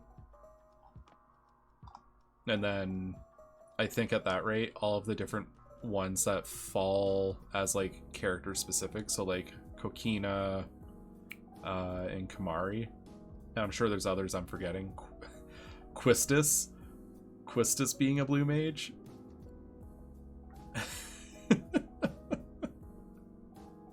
From 8, yeah. There's quite a few of them. I think like each one of those flavors can find its place across these 3 different versions of it.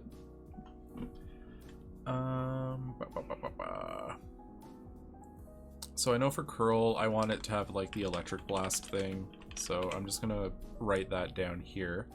But I do want to keep this Pounce idea. But I need something fitting to take on the Pounce.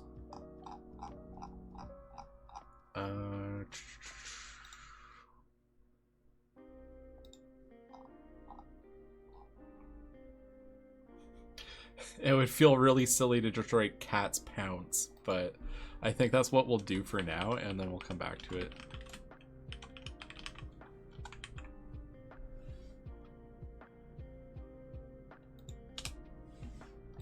Now, where's that Awakened Elk?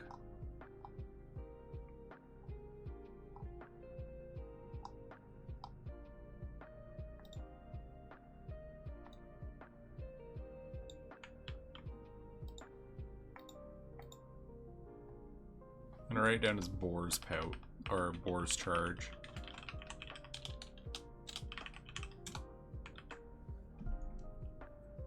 And then we'll come back to working that. Yeah, I think we're onto something. I don't want to give something Petrifying Gaze, because Petrify is effectively just like an insta-kill if it works twice in a row. So maybe we avoid that one. We gotta have some restraint.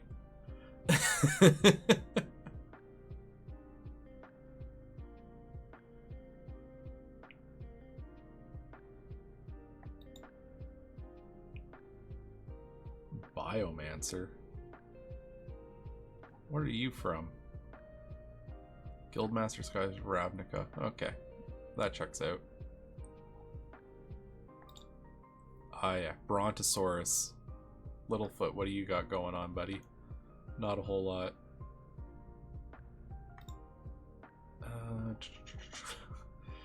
It feels silly to make the bear's representation be its sense of smell, but I kind of want to. Nah.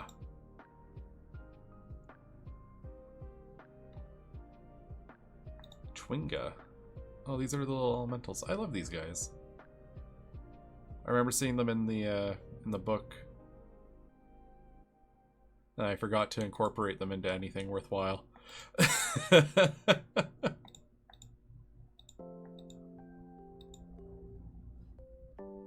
Oh, shit. Is that the art? No, that's not the same art. That dragon portrait looks a lot like, so my kobold wizard in my campaign just recently took Draconic Spirit as a spell. And he sent me a picture that looked a lot like that.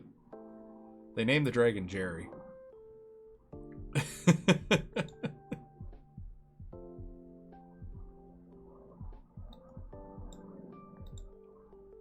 Ooh, crow with mimicry.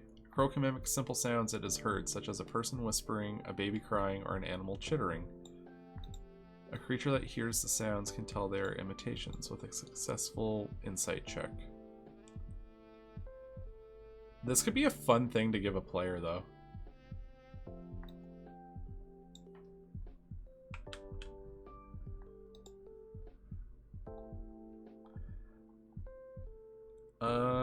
I guess the Kenku have that, though, and that's kind of their thing. Might be going a little too far on encroaching in people's turf.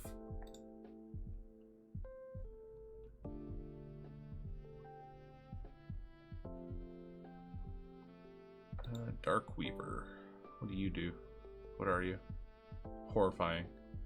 Shadow Web, Bite, Sunlight. Okay, so looking for like the passives and the traits just to see if there's anything else to grab. Death Slade, Shape Changer. No, we got the Mimicry for that one, or the Mimic. Deer. Yeah, let's be more intentional in who we look at.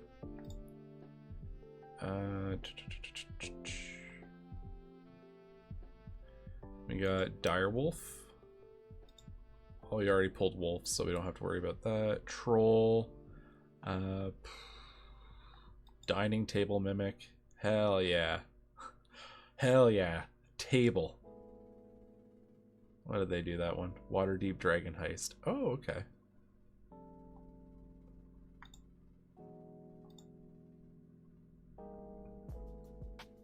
Draft Horse.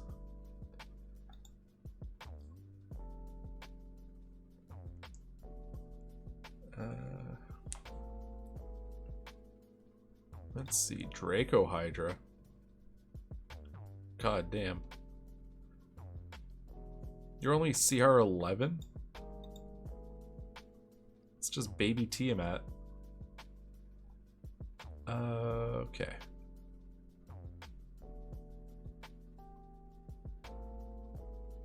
We kind of took like the main thing for spiders. If they want to throw spider webs, they have the web spell.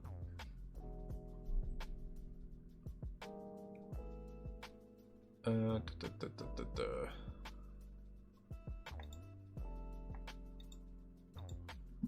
we can probably skip the drow there. Dwagar. Giving them bonus for like resiliences, though I think would be useful, is kind of boring. So I'm gonna hold off on doing that. Death Burst, Claws. Oh, Elvis can cast spells, apparently.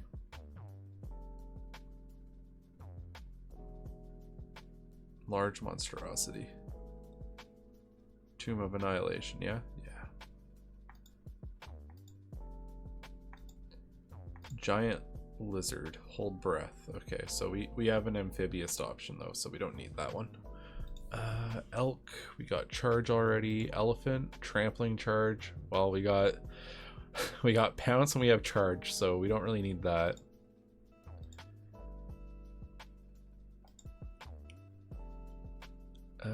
Ettercap. That's just spider stuff. Fairy Dragon. It's more magic. I'm trying to avoid like truly magical things. I'm really looking for like those beastie adaptations.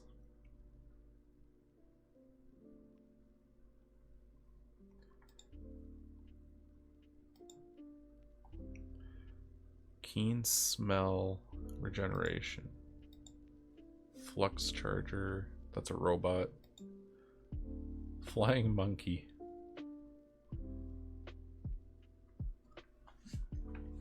That's just cute. Fox, Keen Hearing.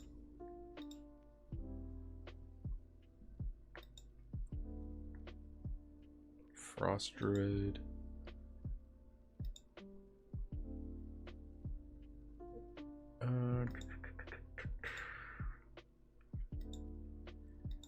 I feel like we're getting, like, we've hit most of the little tricks of the monster traits.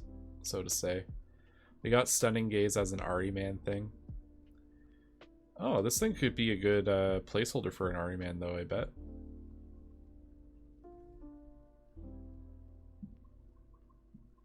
A goth. Gazer.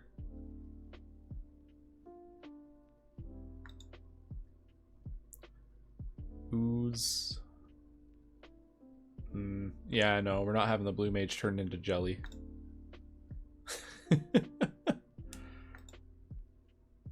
The thought of a dude just like squeezing through a 1-inch gap in a wall is just a little much.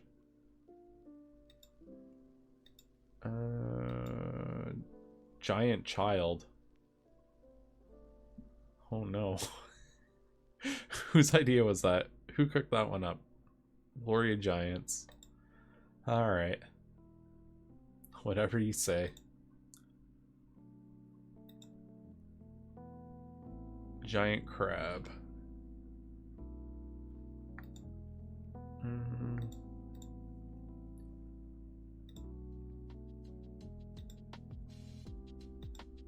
Yeah, I feel like we've captured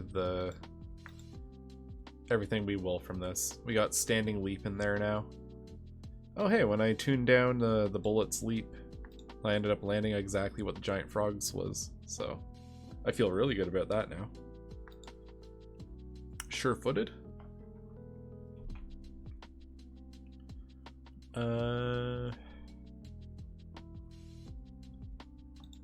Feels a little blah. Rampage, Ice Toad. Ooh. Tales from the Yawning Portal. Okay. Not really for this, but I'm keeping that in mind for future use. Lightning Eel.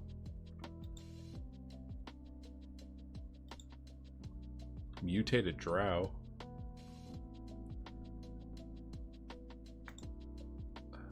Underwater Camouflage. So that's just Disguise Self again. Giant Owl, Keen Hearing and Sight.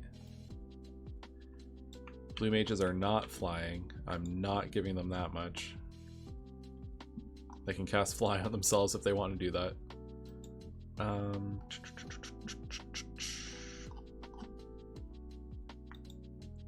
Hate in your heart. There has to be a line. There has to be a line. I have to be stopped. We can't just let them get away with everything.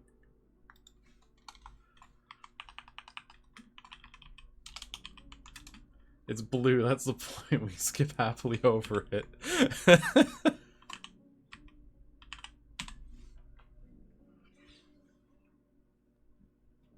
It's fine, self-destruct is there to remind us of the consequences. True. When in doubt, bomb it out.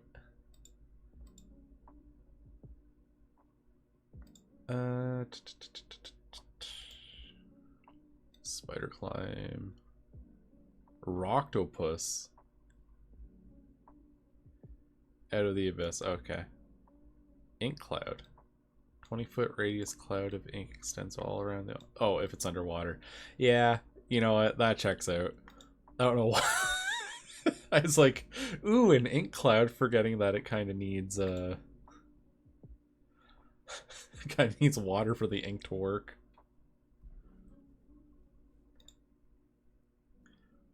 Charge. Blood Frenzy.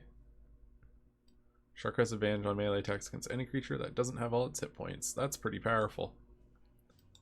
Could just flavor it as Ink Mist. Yeah, that's true too.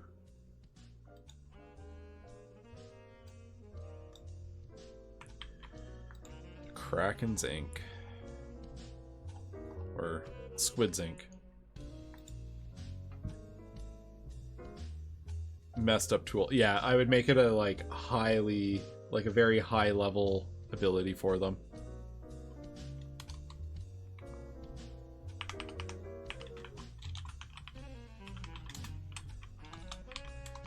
You can give them busted stuff, you just can't give it to them too early.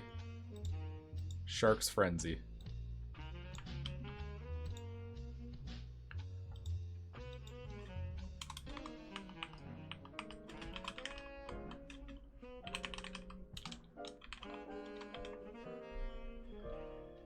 Alright. Giant snail. It's so funny that this mage is like, yeah, I can just, general level up section. Yeah. Good luck, you blue idiots section for the DMs to make them hunt for it.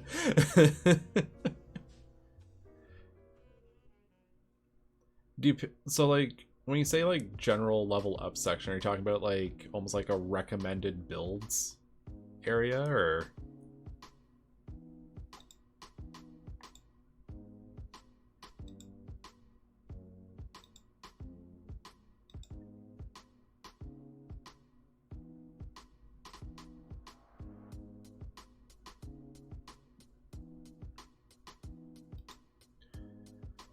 Subterranean lizard.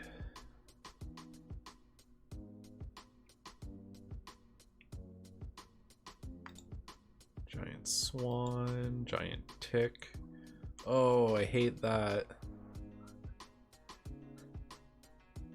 These mimicries are not as blatantly powerful, but many creatures still use them, so a blue mage could be expected to pick them up. Pick them easy on level up. Oh, I see. So just like, oh hey, we're out in nature and we encountered a owl that was tracking us, so we're gonna get the owl senses. Or hey, we fought a shark. Yeah, these are ones that fulfill the actual hunting down and learning, aren't necessarily available otherwise, but they're strong. I got you now. So like ones that you highlight as these are rewards versus these are, yeah, I can see that. Ooh. Yeah, I like the thinking on it a lot. It's just a matter of like whether or not it's a tough call. Blue mage is kind of fucked up. Blue mage is fucked up no matter how you cut it. Cause I agree with you. I agree with you fully. But it's just, it goes against the way that everything else is designed.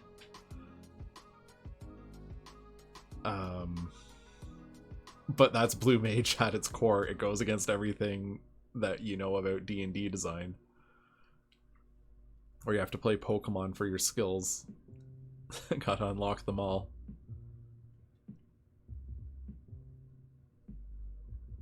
God, ticks are so gross. I recently had to do a tick removal on our dog.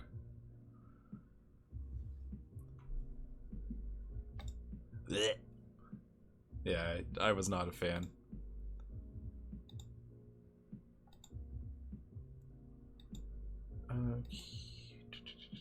Giant whirlworm. I've been lucky enough to not deal with ticks. Yeah, it's apparently this year the tick season is really bad. So like, take extra precaution. Because they're like aggressively out there this year.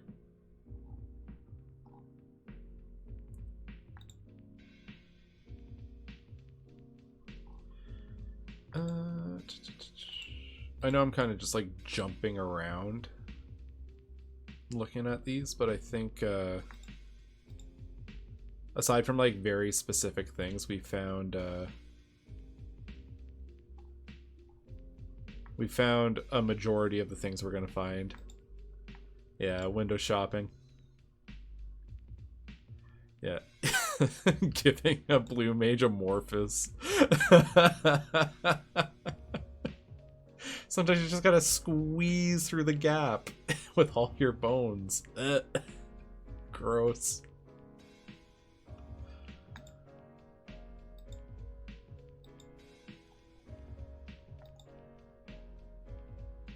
What are you? You look like a manta ray.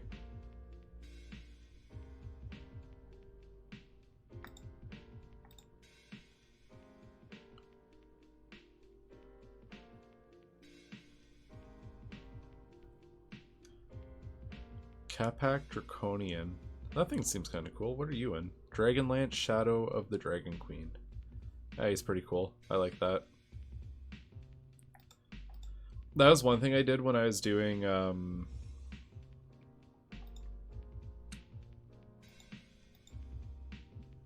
my initial world building. Was there's all these different factions across like all the different books, so I took it like a faction. I was like, all right, these are the grunts of this country's military, this faction's grunts are the military base here, because it's kind of tricky trying to think of like what a rank and file soldier should be versus like the players.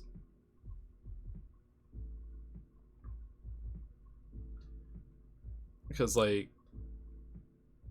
I don't know, I feel like a rank and file soldier for like a country's military is probably not going to be higher than like CR3 at most. I mean, like, they'll have their heroes and their generals and lieutenants and like the highly powerful, but like your day-to-day dudes probably aren't going to be that much stronger than like they'll be strong, but they won't be like heroically strong.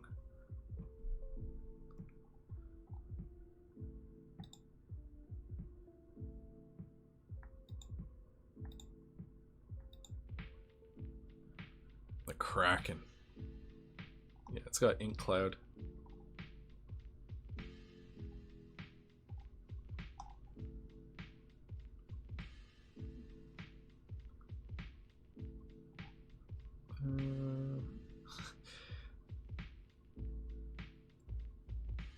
Siege monster. Ooh, let's put that on Golem.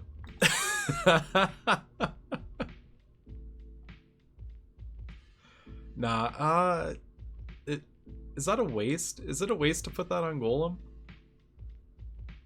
It feels funny being able to give someone the option of being like, yeah, you're a siege monster now, you blue mage, but I'm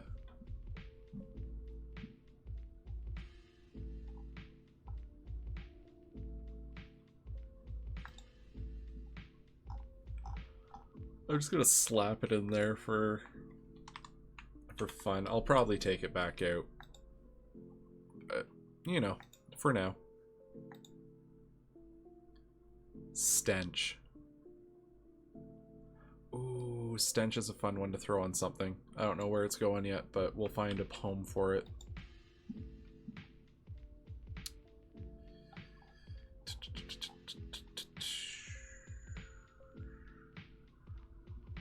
Do you think the Ochus in 14 are stinky?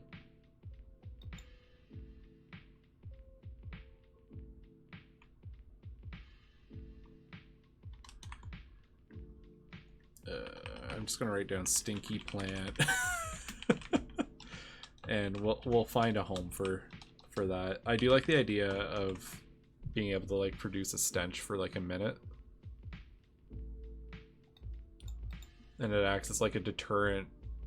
You know what? That's actually a good buff for a mage.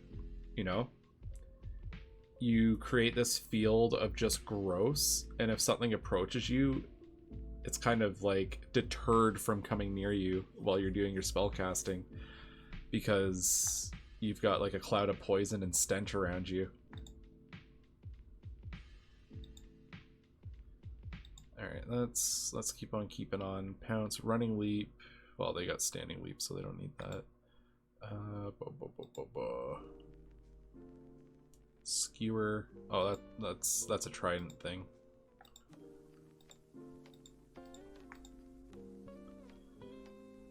Leviathan Will. The Locath has advantage on saving throws, limited in amphibiousness.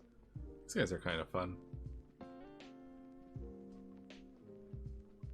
They come from old school D&D thing, Otiug. That basically acted as scavenger / carrion eaters. Ah, that makes sense.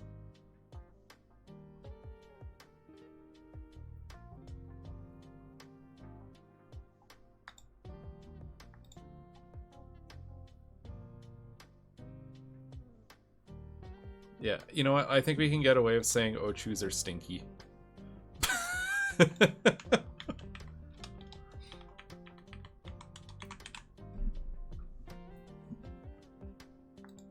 There we go. You heard it here first, folks. Ochus are stinky.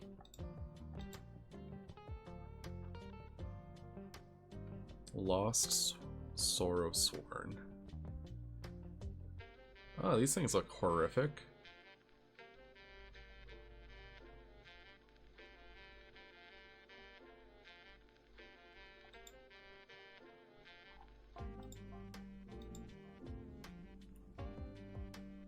Mimic chair. Good old mimics. Labyrinth Recall.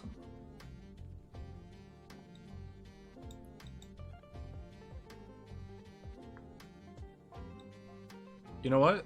That is such a niche but fun thing we could give them. The ability to perfectly recall their steps as long as they're attuned to the Minotaur. So like, you know you're about to go into a maze. You can go, alright, I'm gonna attune to my Minotaur mimicry.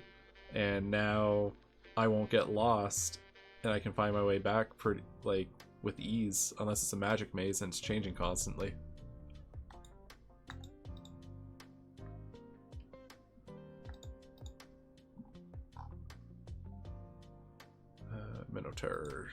Minotaur's Recall. Yeah, I don't think we'll finish the build tonight.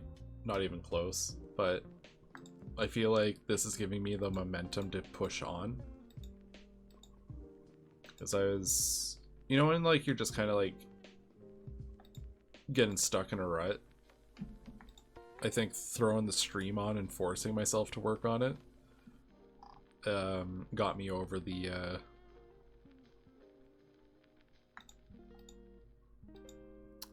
hump.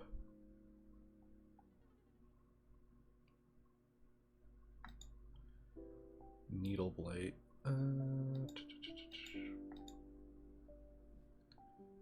Niyogi. What do you do? Yeah, get the inertia going. Hell yeah.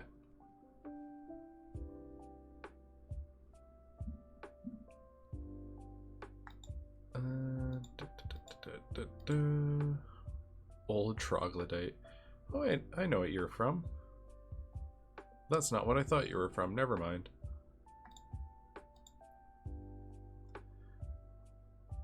The campaign I'm running right now actually spun off from the Stranger Things box campaign.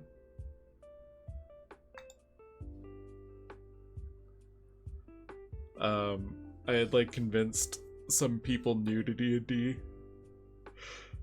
to like give the box a try, and they had so much fun. They're like, yeah, so we're gonna have a real campaign now, right? And I was like, I guess so. I guess we are. That was a while ago.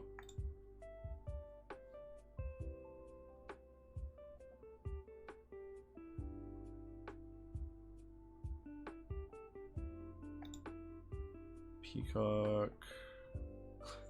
Why do peacocks get pack tactics? That's so funny.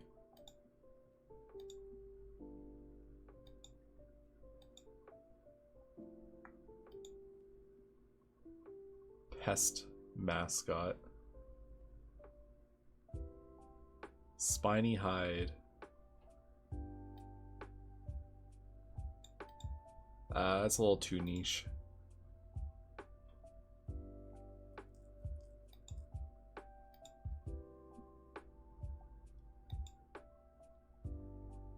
Pig.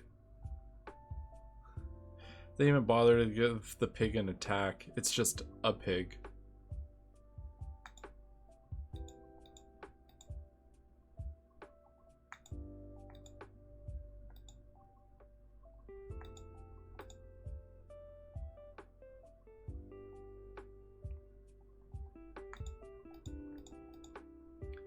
The Quipper. Blood Frenzy. It's kind of interesting that like so many creatures that are in the water are the ones that have Blood Frenzy. Like, I know it's not exclusive, but like it's interesting that that seems to be the general use case, you know? Something about being in the water makes things real responsive.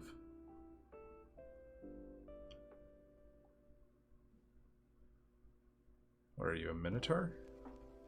A Reckoner. Medium humanoid, any race. Oh, okay. You're probably just some group, yeah. Guide to Ravnica. Red Brand Ruffian. What are you?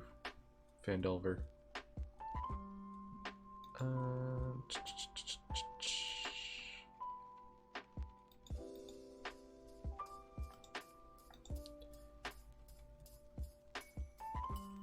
Ruin Spider. Oh, that thing looks cool. Oh, never mind.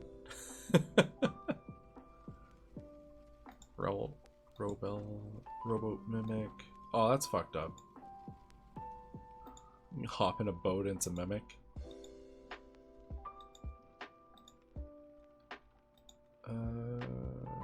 Shit, what was...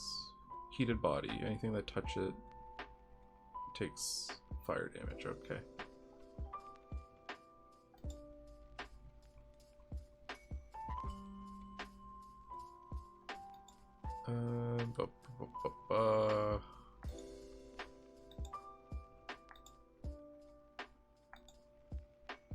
Sentient Gray Ooze.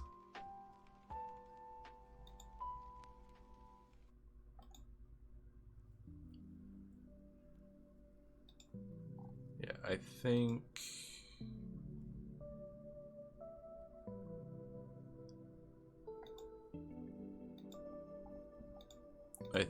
we found a majority of the little beastie tricks that we can steal.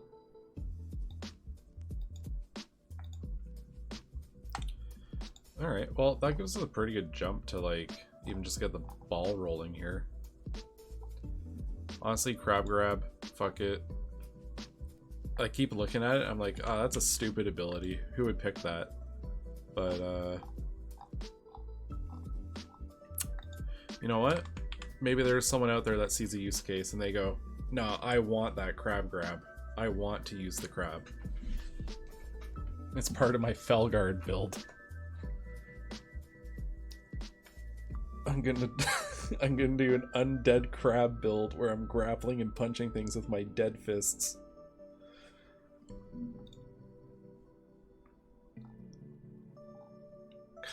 God. This class is so fucking stupid. I love it. I love it a lot, but there's so many stupid things.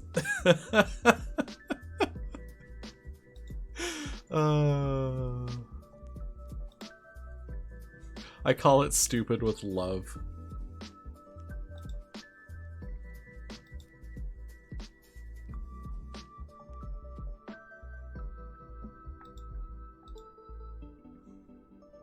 You got any other things? Yeah, there's stench again.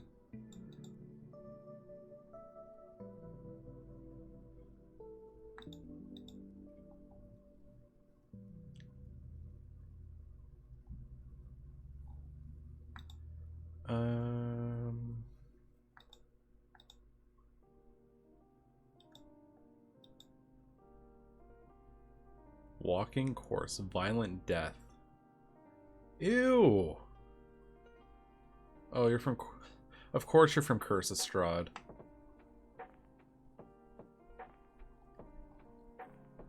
Okay.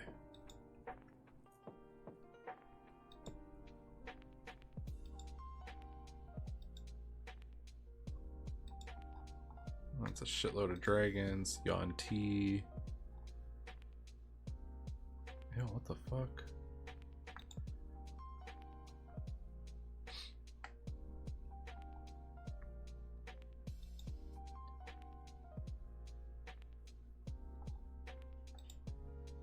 Zorbo. There we go.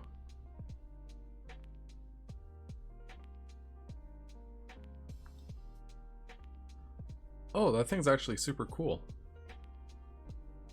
Whatever it's standing or climbing on, it changes its AC. What a weird fucking creature. Where are you from? Tomb of Annihilation. Okay. What a weird dude.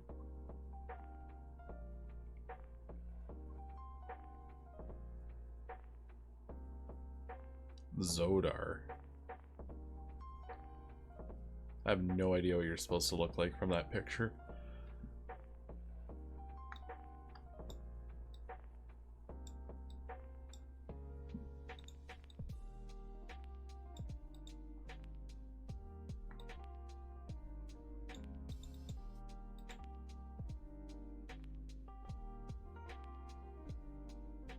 Alright, that's a different can of worms to look into. What a weird thing.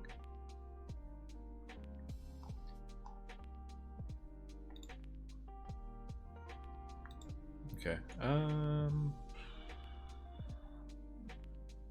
well, you know what? It's 11. I think I might just wrap up for now. Starting to feel that fatigue set in, but this was a good kickstart. I'm gonna keep chipping away. I feel like we developed the vision out a little bit. Not nearly as much as I would have liked, but I think it's you know, a good moment to cut off for now. But I'll cut off for now, and yeah, any random ideas for monster effects, if you're in the Discord, I'm definitely open to. Definitely open to hearing people's thoughts. Because surely I'm not the smartest guy in the room. Alright. Well, I will talk to everyone later. Thanks for hanging out. Hope you enjoyed yourselves. If I come up with any, don't lose my nerve. I might throw mine out. Hell yeah. Alright, well, have a good one. I'll catch you next time. Peace.